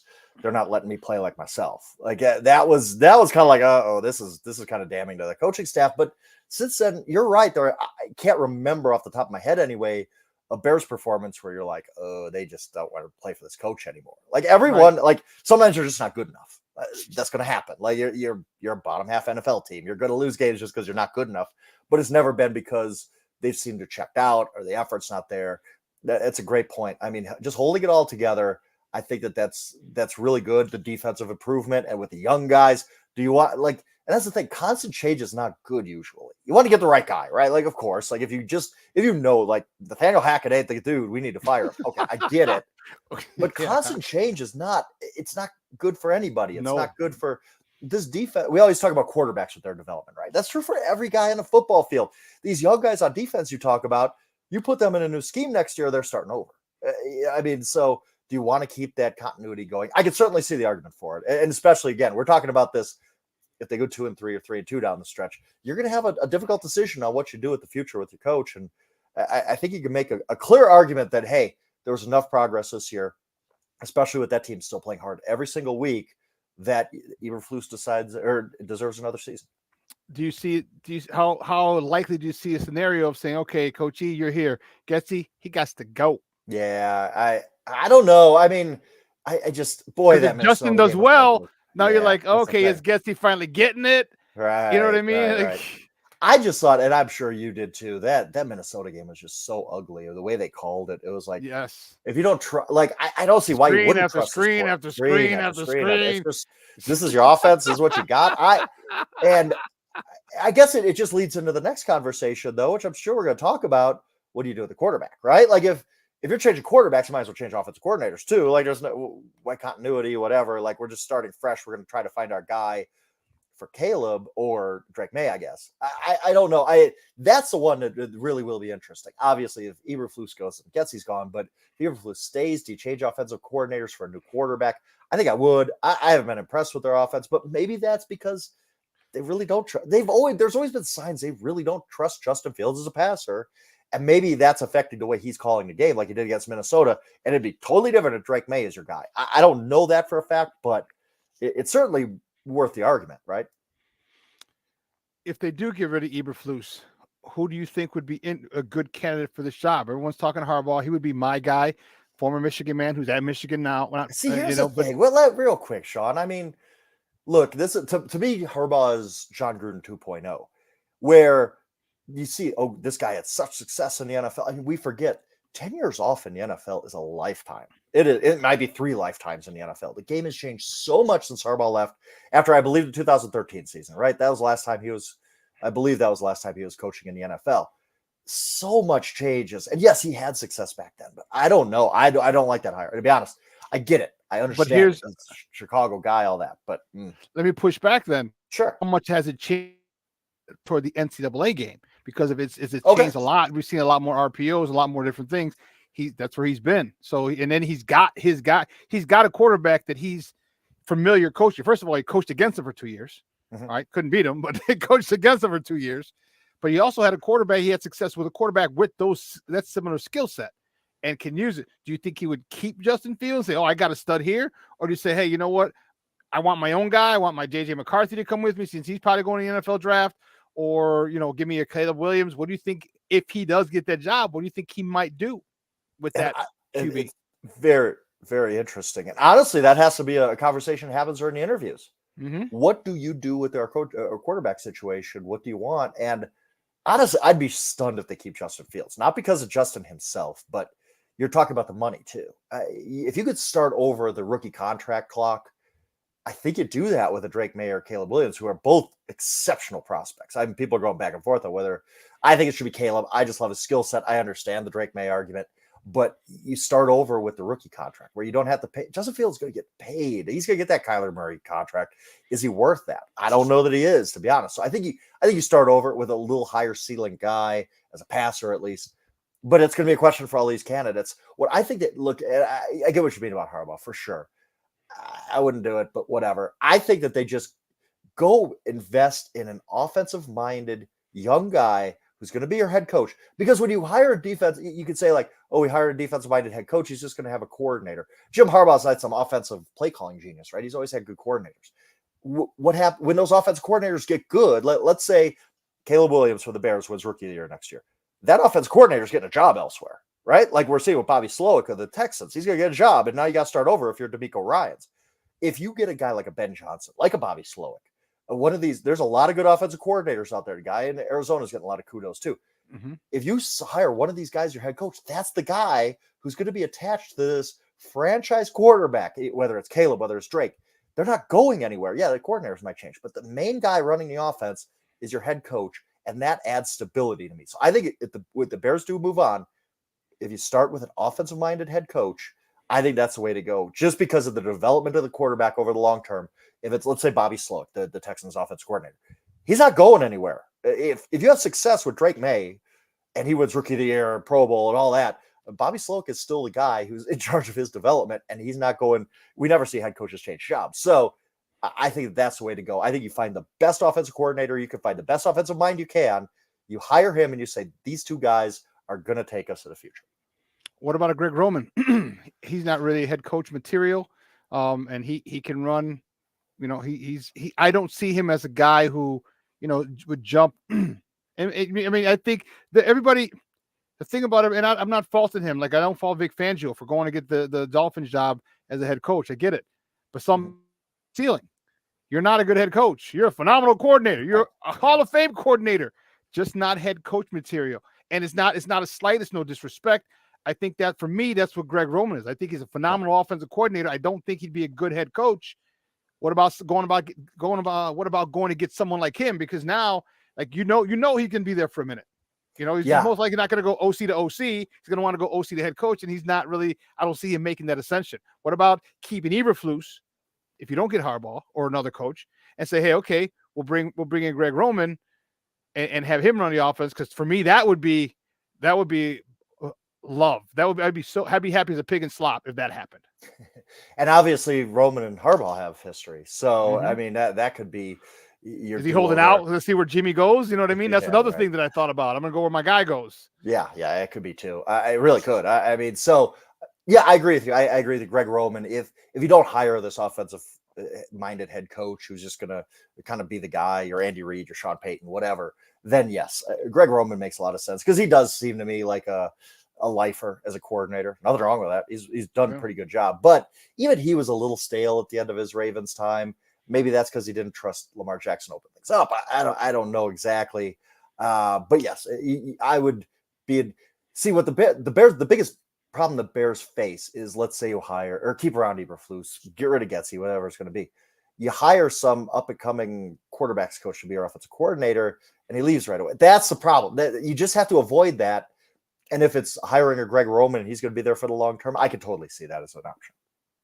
Last question before we let you go, and it's always great having you on, Frank. I love the fact that you're generous with your time. And don't forget, guys, we're talking to Frank Schwab from Yahoo Sports, talking Bears football here on Shawn and Maya in the morning on Sports Zone Chicago. What do you think Justin Fields will have to do to eliminate the conversation of drafting a number one, or with their number one pick of drafting a quarterback and going after, say, a Marvin Harrison Jr. or getting a super duper haul and trading that pick? You know, and that's the thing too we haven't really talked about is the Bears could sit there at number one. Look what they got for Bryce Young, and he was not the prospect that these two guys are. Exactly. If you're a team that hits the fourth pick or something like that, or the Jets, let's say, or whoever it's going to be, is going to pay you. Hell, New England at 3. New England at 3, like right. I mean, you're going to get paid double what you got for Bryce Young. Like, there's a compelling argument to be made for if we have Justin Fields and the third pick and this key player off their team, like your DJ bingo, whoever you want to be. Yes. And you get like you're all of a sudden you're like, boy, this looks pretty good. Yeah, we got to pay Justin, and there's some questions about his game, but man, we could get a lot for this dude. I mean, that Bears trade is unbelievable right now. If you look at what the Panthers actually gave up, they gave up, and you guys know this, they gave up the pick that became Jalen Carter. Now, I think the Bears screwed that up. I get it. Your tackle there is pretty good too, but Jalen Carter's a stud. DJ Moore and the pick that's going to become number 1. So in essence, the Panthers gave up not just this, but at the top of the list, they gave up Jalen Carter, DJ Moore, and Caleb Williams. Yeah. I mean, like that, in addition to all the other picks. Like that's a franchise. And you look at that's going to happen again. Some team is going to be desperate for quarterback and give up the world. So I think that's part of the math. But what does Justin Fields have to do the rest of the way is I don't know what he can do, honestly. Like, is he really going to be a different guy than he has been? I think it's pretty much set. I think you know what you have with Justin Fields right now. Great runner, a guy who can make plays downfield. He just needs consistency in the passing game. Maybe he shows that over the last 5 weeks. It's certainly possible. They need to open it up a little bit. They can't have that Vikings game planning and expect to learn anything about Justin Fields. Like that's ridiculous. So open it up a little bit, see if he can become more consistent as a passer. But I think the Bears know right now, this is what we have with Justin Fields. And are we willing to live with that for the return we would get for trading the first pick? I think the answer ultimately is going to be no when they take one of the top 2 guys, but certainly compelling argument to say, man, look what we got with the Panthers trade last year. We could double that up. We could multiply this. Our roster is going to be absolutely stacked, and we just have to pray that Justin Fields comes along. Because not only will they be winning, will they be gaining stuff this year, you're going to get future first-round picks. Yes. So you're going to have 2 first picks next year, maybe 2 first-round picks in 26. That's the thing that I'm looking at, and that's why I'm saying, you know what? And truth be told, I think they're in on Justin. I think they've made a decision. I think they're staying with Justin, and I think to me personally, it makes a lot of sense to go get a lot more talented guys around him. Because look what he did in college with talent. I mean, we know Ohio State's a whole bunch of 5 stars, right? Boy, if you could somehow massage that thing to give up the first pick, get Marvin Harrison. Stop, dude! You're gonna get me too excited, dude. Stop it, Marvin. I have not seen a college receiver like Marvin Harrison. Period. Straight out. And I've been watching football a long time, an old man like you are. Like we've watched some dudes come out of college at receiver. I have not seen a prospect like Marvin Harrison. That guy, if he doesn't hit in the NFL, I'll be blown away because he has no weakness to his game. He is the one thing about him is he's unbelievably explosive. But and we love those great explosive plays. But the thing to me, but because of who his dad is, this dude is freaking fundamentally sound like a son of a gun, dude. Yeah, you can tell running, every single route, the route tree, the way he runs his route, the way he comes out of his breaks, the way he catches the ball in traffic, high balls, all the things, the fundamentals that this kid had. We look at all the sizzle, like, oh my God, look at he ran away from everybody. We don't look at the substance, and this dude is. I mean, this is bedrock that his fundamentals are grounded, and he's really amazing. If we get him, even if we don't get a quarterback, bro, if we just take him with number 1, I would be happy as a pick and slot. I get it. You watch him and you literally can see that Marvin Cedar was out there with him at 10 years old saying, all right, nope, that's not good enough. Again, that's not good enough. Do it again. Like he is that good. Like he is that crisp. He's that sharp. When your dad is one of the best receivers we've ever seen, that does help you just a little bit. And then when you're just a physical specimen, oh my God. Like man, if his dad had his height. Oh, game over. Yeah, it looks like a cross between like Randy Moss and Marvin Harrison. Like I know that's silly. Like nobody is, but you look at the size that kid has, the explosiveness, the fundamentals, the knowledge of the game. I mean, there's literally like that's the easiest pick anybody's going to make. I mean, he's not going to go number 1. He's not because quarterback is so important in the NFL. But I keep thinking about the Arizona Cardinals at 3. They got to be like, well, we got Kyler. Let's pair him with Marvin and see where this thing goes. Yeah, they need to win 1 or 2 more games for my liking, but to push them down a little more. Hey, Frank, great stuff, Papa. I appreciate it. As always, let everyone know where they can find you and your work online. Yeah, easiest place is Yahoo Schwab on Twitter, X, whatever we're calling it, or just sports.yahoo.com. I'll find you can find my stuff there, obviously. Great stuff, man. Love talking football with you. We'll be in touch soon, man. Thank you. Absolutely. Appreciate it, Shawn. All righty. Guys, that's Frank Schwab from Yahoo Sports talking Bears football. Man, me and Frank could talk for hours. I love it. I had to get him off early. He's got some other stuff to do. We were going to keep him until 10:40.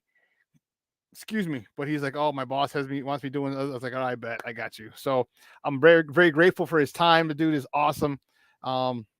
Just a lot of scenarios, man. A lot of scenarios that are there. And here's a cool thing.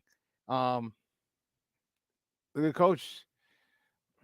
That's a franchise builder, only rivaled by the Herschel Walker. Yeah. Yeah. Yeah. It is. It really is, because people are so in on these quarterbacks. And truth be told, I'm not. I'm not. All right. So when I hear someone, and Coach T, you said something this morning when I was watching your shit, and you're like, when people will, and I'm going to use this now. All right. So hats off to you. I need to give you the credit. When you tell me he can't read a defense, what do you mean? What do you mean? That he can't go through progression? That he can't hold linebackers and other DBs? What do you mean he can't read a defense? Because people want to regurgitate shit that they hear from people who don't know football. So you hear some jamoke who's on the radio or on a blog or on a podcast saying, well, he can't read defenses. Well, do you know what do you mean? And you used a great example too about the progression. Like how much of it is Getsy's fault? Are you having him read? You have a go and an out route on one side and a slant on the other. Well, the slant's wide open, but your progression is to your left, and you're going from the deep read, which you got to hold the ball to see if he gets past the receiver. Then you come down to the out route, and then you look back to the slant. Well, the slant, he's already gone now. He's past the second window, and he was open. Those have to be married. You did a great job. You and Nomad, Coach T, did a great job. And you articulated a lot of things that I knew. I couldn't put it together. So I'm going to be saying a lot of this stuff. I'll give you credit, of course. But I'll be saying a lot of, I feel the same way about a lot of things you said. So, how much, like I said, I believe they're in on Justin. I believe they're all in on him. I do. And when you give him an offensive line, because I'll tell you, we take was it Cedric Van Pran, kid from Georgia? You get him at center. Come on, man. It's game, set, match. You'll get another nasty guard. Man, I got you. I got you. Hey, I know a lot of fucking football, bro. I don't know it all. And when I hear stuff from other good football minds, I'm gonna use it and I give you credit. Because I don't know. None of us know it all. A lot of us know a lot, but none of us know it all. And I'm glad to call you a friend. I'm glad to call you a colleague. All right. And, if you say some shit that I like, I'm going to use it and definitely give you the credit.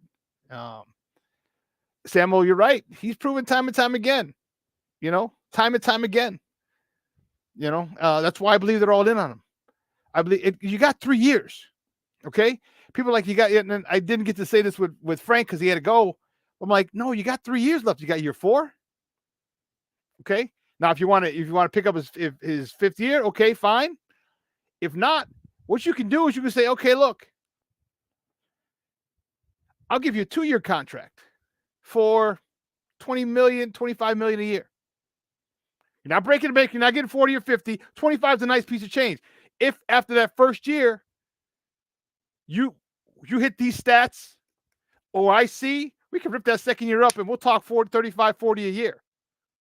There's so many different ways. Because and let me tell you, here's the one thing that I said on my show.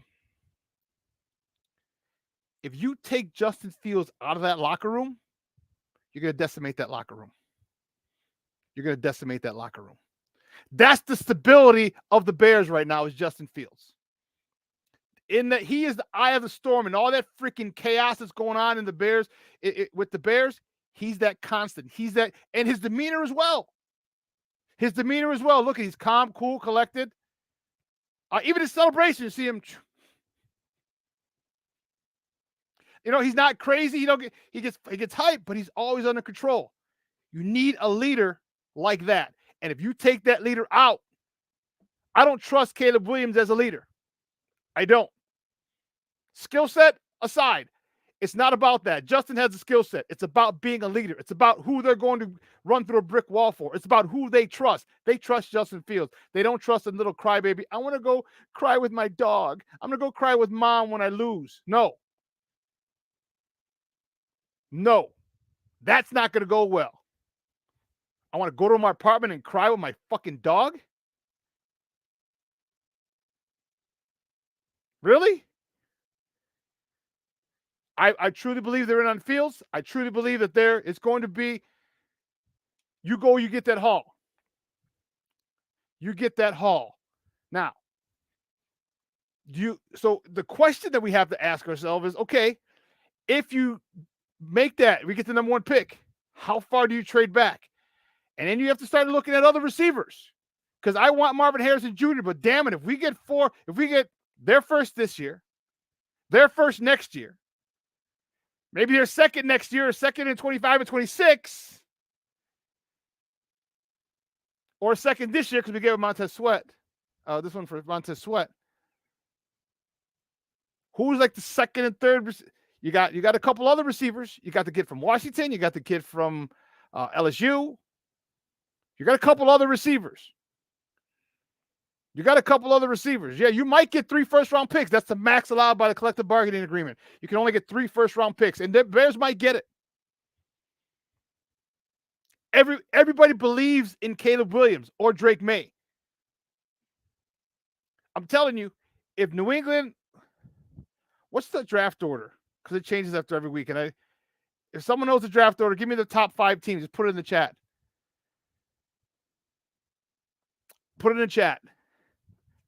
Because New England's going to needs a quarterback. There's a slew of teams that need a quarterback. And you understand that we saw how Ryan Poles gets down. You saw that.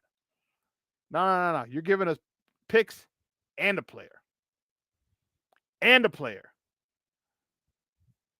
Because I want a proven commodity. You got DJ Moore last year. Look what he's doing. You go get a 3-tech, add him with Jervon Dexter. Come on, man. You got Jervon Dexter on a rookie deal, and you grab another who's got 2 years left on his contract, maybe 3, whatever it is he's got. Now you got those 2 mother hubbards for 3 years together and rotating. Come on, man.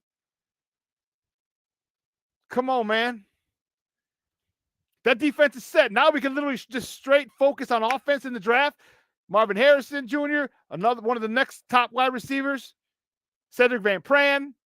All right, get another nasty guard just for Tevin Jenkins' sake, because, man, it's tough with Tevin with his back.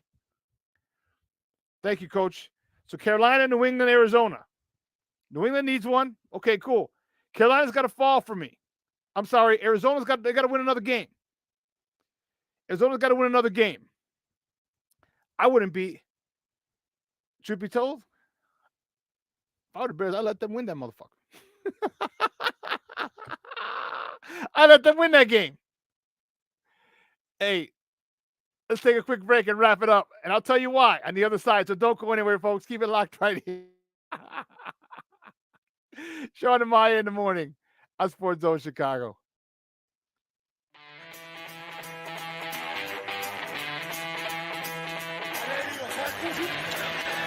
Off the fake.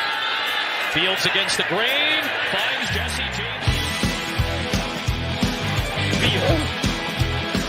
With time. Delivers down the field. And Cowboys.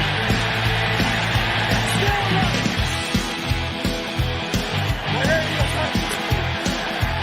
Made one way. Fields stumbling. Trying to cut it back. Justin Fields making magic happen. There goes Fields. Touchdown.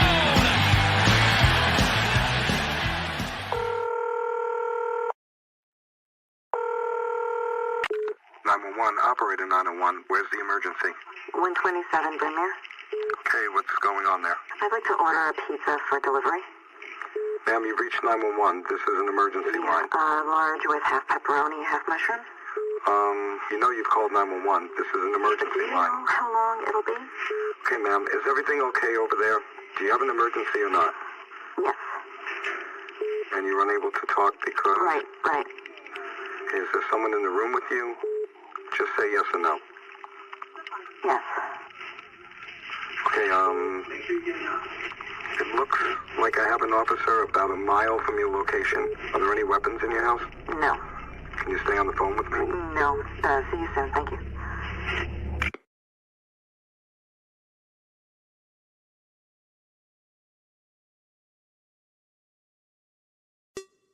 Hey, it's your boy, the Superback, Shawn Sierra, and be sure to follow Sports Zone Chicago on all social media platforms on Facebook, Instagram, and our Roku channel. You can find us at Sports Zone Chicago, and on Twitter, we are at Sports Zone Shy. Also, be sure to download our mobile app so you can take Sports Zone Chicago with you on the go. When I'm flying, I put my helmet on, my visor down, my mask up.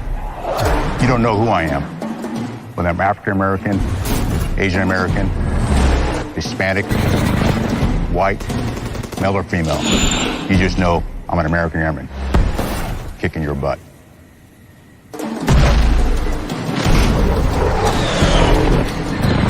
I'm General C.Q. Brown Jr. Come join us.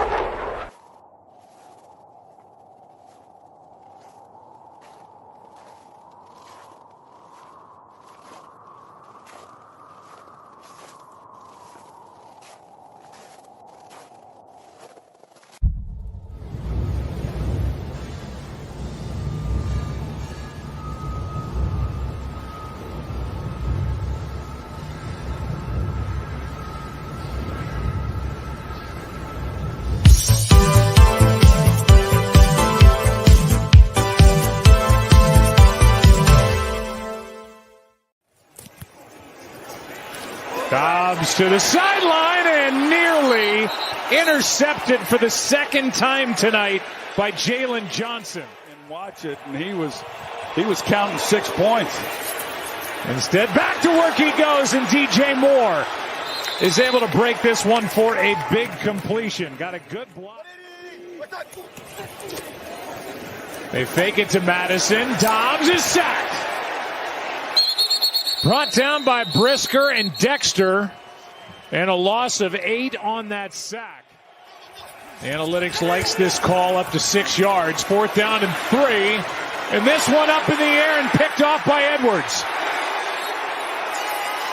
Jalen Johnson in there again defensively, and another interception, 3rd by Dobbs. Welcome back to Shawn and Maya in the morning on Sports Zone Chicago, those courtesy of ESPN. We were talking Bears when we left, and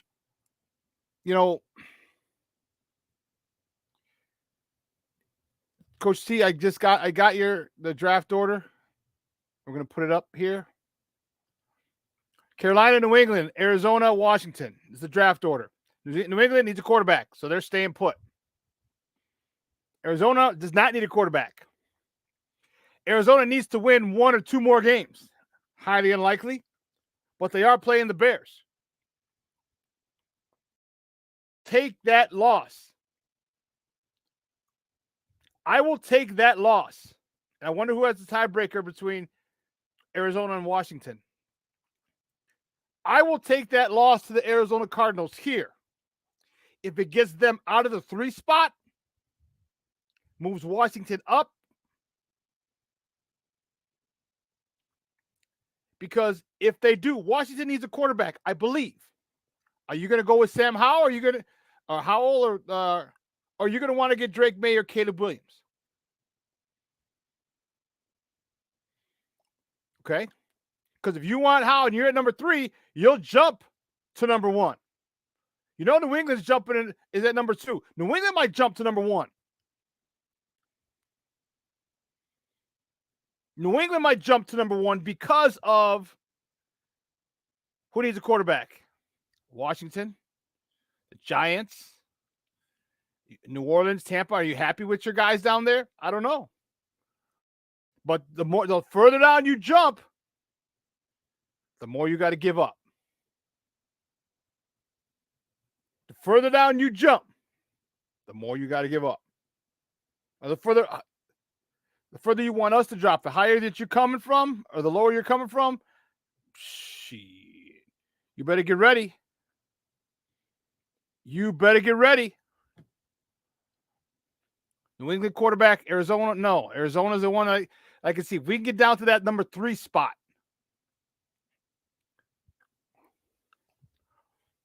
so I'll take that loss to Arizona. I will gladly take that loss to Arizona, and you could book it. I'm telling you right now, you could book it. People are going to be mad. Say, oh, fire this guy, fire this guy. Hey, listen, this is about positioning. You don't want to be in this spot. Again, here's a scenario where you can trade that pick for a haul, the number 1 pick, and still get Marvin Harrison Jr. What the hell would that do to our team? We're going to get a slew of picks. We're going to get about 4 or 5 picks, maybe 6, and a player, and Marvin Harrison Jr. And some of you people who will be nearsighted, like they lost the game. Yeah, you know what? Sometimes you got to take a step back to move 2 steps, 3 steps, 5 steps forward. What I want to see is just Justin develop. I want to see Gessie with his God-blessed slants. Throw these slants. If they're coming on blitzes, throw the slants.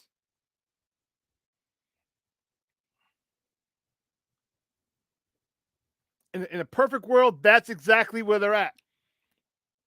Because if you trade that number 1 pick, keep it Justin. And I think, in my opinion, that's the best move. Now, who's your offensive coordinator? I don't know. And Frank was right. This is why I don't want the young guy. Everyone say, "Oh, let's go get Ben Johnson, the guy from Detroit." No, I don't. I don't want him here. Because if Justin does well, he's gone. Give me a guy that we know is going to be here for a while. Greg Roman. And again, he might be waiting for Harbaugh. Jimmy, boy, what are you doing? You going? You coming? What are you doing?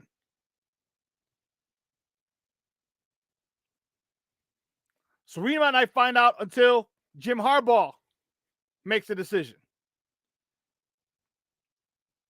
Because if you can get Roman, man, you will see. I will do one of the best happy dances you've seen in your life. In your life.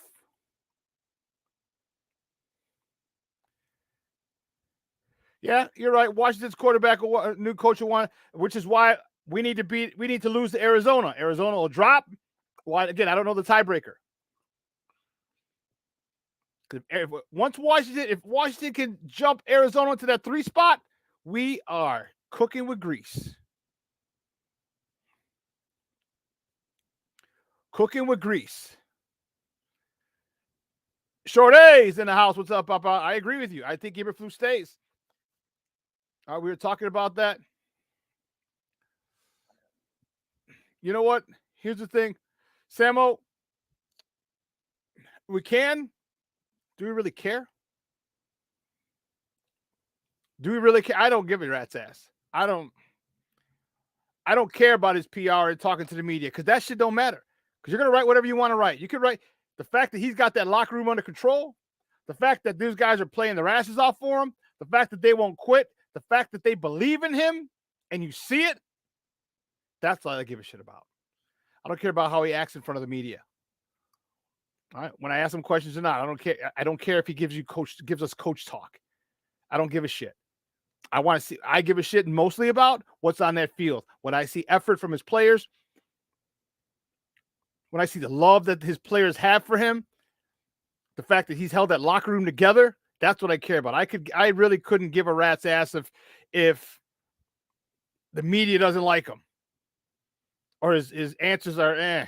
Belichick's answers were eh.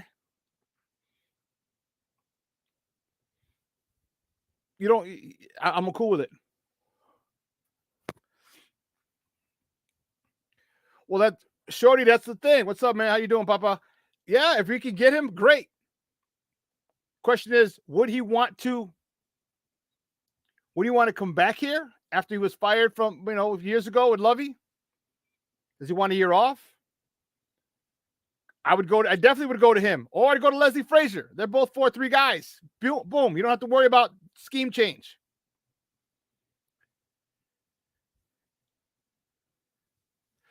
Yeah, I don't know how long Frank Reich is gonna go for a head coaching gig. Bill Lazor, I'm okay with. We saw Justin did really well. He was the OC in those stretch, that 5-game stretch. Greg Roman, my man.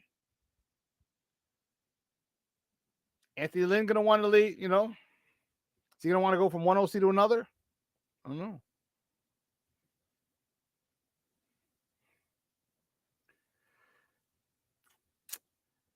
So there's a key word in there. There's a key phrase. He sounds like He's not taking accountability nor holding his coaches account. Sounds like we don't know what's going on in the background. We don't know what's going on in the background. It could be a situation where he doesn't want to throw his coaches under the bus. Maybe he rips them a new asshole in meetings. But in the public, he defends them. Or the public, he just kind of glosses over it. You know what I mean? Like, we don't know what he's doing.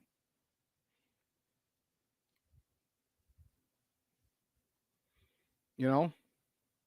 That's the thing. We don't know.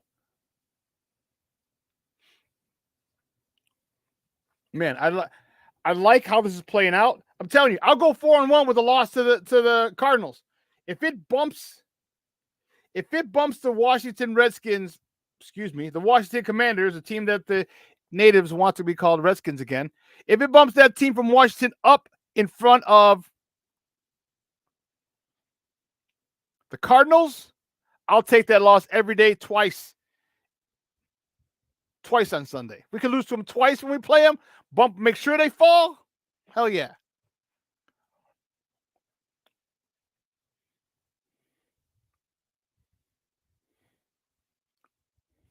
What do you got, Junior? Same QB went to a league banquet, and after dinner, when he found out he wasn't on any ballots for any categories, threw a fit.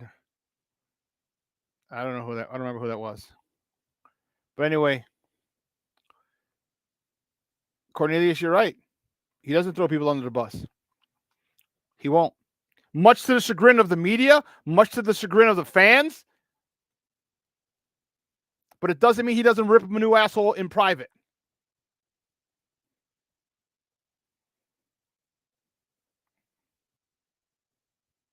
Yeah. Yeah, there's a group that said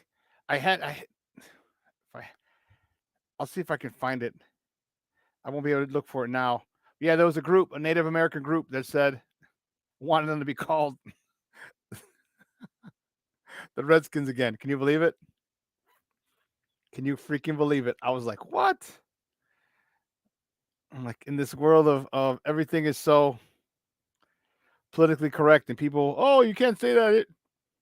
People aren't offended and people, you know what I mean? And the funny thing is, you always have people speaking for other people. Well, I'm going to tell you what's offensive. Well, how about you ask the people that you claim are offended?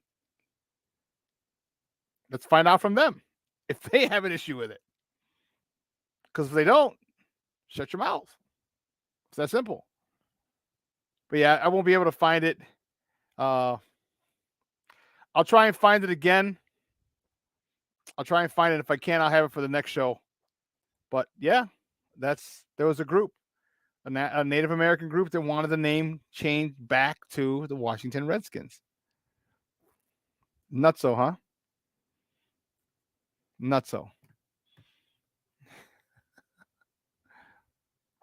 Oh, it was before me? Okay. Yeah, it was. It was supposed to honor them. That's what it is, you know. But I'm liking it. I'm liking what's going on. I'm really looking forward to seeing this defense again. I'm excited about it. I'm also looking. It's the whole team. I'm excited to see what this offense can do. You know, Justin has to play better. Justin has to be more efficient. And for me, Coach T, you said you said exactly what I said. I've been saying all year, but in a more eloquent manner about marrying the routes to the progression. Because for me, what I said for Justin and bringing things along slowly, how you just change. For me, what this year, what would have been perfect for Justin is first read, second read, run. And as the year progressed, it could be first read, second read, third read, run. All right, you don't just stop him from running when he's the most explosive player in the NFL. Like, you're literally shooting yourself in the foot. Like, hey, me and you're gonna fight, but pow, let me shoot myself in the side. Boom, let me shoot myself in the leg. So right before the fight, let me shoot myself in the leg. Ha! I don't teach you. What? That'll teach you. Let me shoot myself in the leg and I'm still going to win now. No. You do that slowly, gradually. This is why I loved your shit this morning, Coach, because you talked about, and I was coaching with a really a great offensive coordinator when I was at Curie, Tyson LeBlanc. And what you do is every week you add new shit. All right, first couple weeks, I like the basics: inside zone, outside zone, boom, boom, boom. Then you change formations. And the great part about it is you add different formations every week, different personnel groups, but you still run the same plays out of those different personnel groups. So now if I run an inside zone, I can run with 10 personnel, 12, 11 personnel, 21 personnel. I can run it with a whole bunch of different personnel. It looks so different, but the play is still the same. The dressing, the makeup is different, but the play is still the same. And he did that. Man, when we won the Chicago Public League and went to the Prep Bowl. Man, it was tough for defensive coordinators to get him, because one game we go run, one game we just go heavy package. All right, with my guy Vaughn, God rest his soul, Vaughn King, be our fullback, and he was also our middle linebacker, who was a monster. Put him, he was like 240 pounds, who was alternate on my 4x1. Let me tell you, this dude was explosive, and our running back was 6'1", 2.25, with a nasty attitude. And one game we just run 22 personnel. 20, we're going right, going left, toss right, toss left. It's a lead right, lead left, power right, power left. And then we spread them out. So at the end of the year, you're like, holy shit, they have like 8, 10, 12 different formations. And then we'd run inside zone, quarterback. The fullback will go block the last man on the line of scrimmage, opposite the zone. You know what I mean? So you're like, what the hell's going on? We'd have that same action and have the tight end leak out, over the middle for the short yardage. A whole bunch of stuff. He was extremely creative. This is what I want the Bears to do. Get to that point. Because now you're changing personnel so much. Then when you don't change personnel and you can still run similar schemes and concepts with a bigger package, which is why if there's any way we can get Bowers, which I don't think we will, but we need to go get another athletic tight end. Or how about we use the one we have? How about we use the guy from Green Bay? How about we use him and Cole Kmet? Get him some more touches. Get him active. Because now you got two great tight ends. And if you don't think Cole Kmet's great, cool. You got two very good tight ends. Runyon, couldn't remember his name. Get those guys involved. Mercedes Lewis. You can go. You can literally go 13 package. You can go 13. You know what I mean? You go 13 package with Mercedes Lewis, Cole Kmet, or an offensive lineman in the backfield, or at the end of the line, reported as eligible. I want him in the backfield reported eligible so you can get him in motion. And there's so many different things you can do. Getsy's got to do it.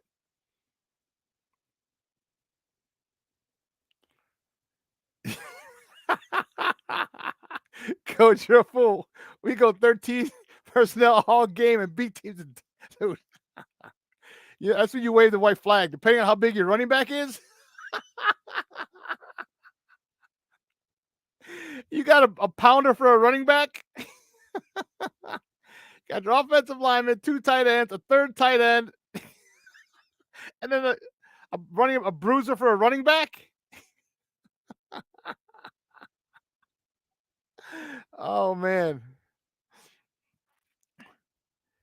you got a good point, Samo. We think Flus is safe because he hasn't lost the locker room, but he can easily lose the job these last 5 weeks if he doesn't prove that he can manage the games and continue to get outcoached. Well, I agree. However,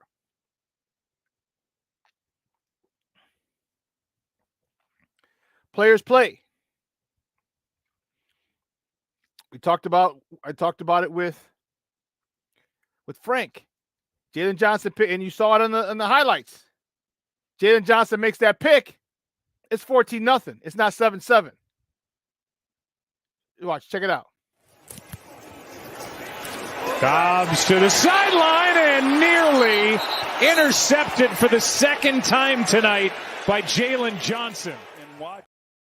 That's pick 6. That's a house call. I think Kyler Gordon's right behind him, and he trips over he falls in front of the receiver. The receiver's got to jump up over him. He's not catching Jalen Johnson. Watch one more time. He's not catching Jalen Johnson. Dobbs to the sideline and nearly intercepted for the second time tonight. Receiver had to jump up over him. He's not catching Jalen Johnson. So we're not worried about and so when I say players play, like that eliminates the managing of the game at the end. All right. That eliminates the Denver game. Getsy running it. Oh, come on. So, but I mean, I believe you me. I see your point. Yeah. That is a tutty. Dude, if you go 13, 22 or 13, yeah, kind of one of the same. I mean, did I say 22? Yeah, 22 or 13, kind of the same. You get a fullback in motion. You know what I mean? You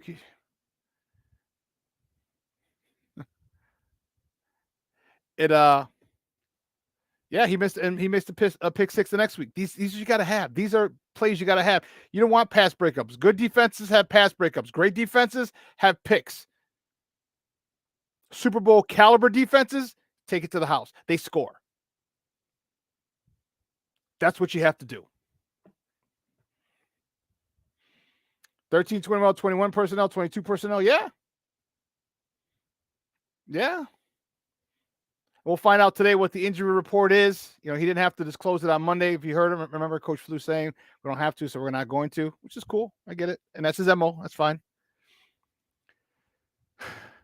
But man. So let's get ready, man. I'm fired up, baby. I am fired up. It's gonna be one hell of a game Sunday, and I'll be there. Press box, locker room. So you'll see a few more interviews from different players, and I'll be asking questions in the press room. So it'll be Coach Eberflus and Justin. So I'll have some questions ready for him. I'll have some questions ready both ways. If he plays well, if he doesn't play well, I'll have some questions ready. Same thing for Eberflus. But man, 2 hours is come and gone. I want to thank my guest, Frank Schwab from Yahoo Sports. Also want to thank my man, Sam Rush, for joining me for the first hour of the show. That was great stuff. He's going to be with us as much as he can, work providing, moving forward. I just love having Sam here. The verbal ping pong we have back and forth.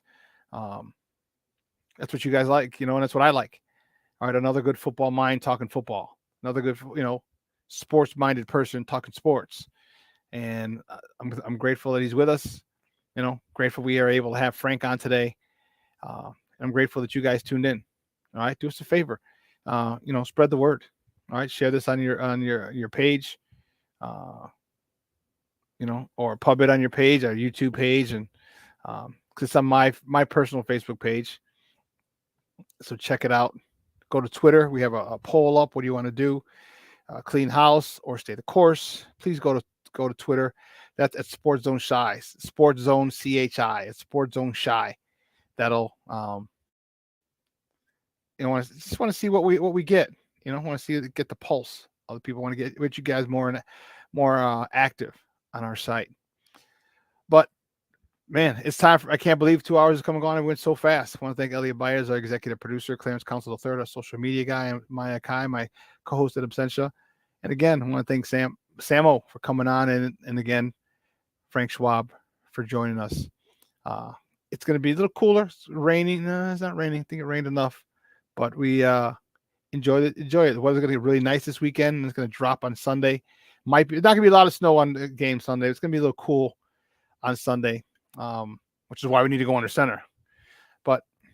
You know, I always say in partying, man, just make sure your loved ones know that you love them. All right, spend time with them. All right, let them know. Let there be no question. All right, that you love them. So, I'm gonna get out of here. I got to go pick up the warden from CrossFit class. So I'm out.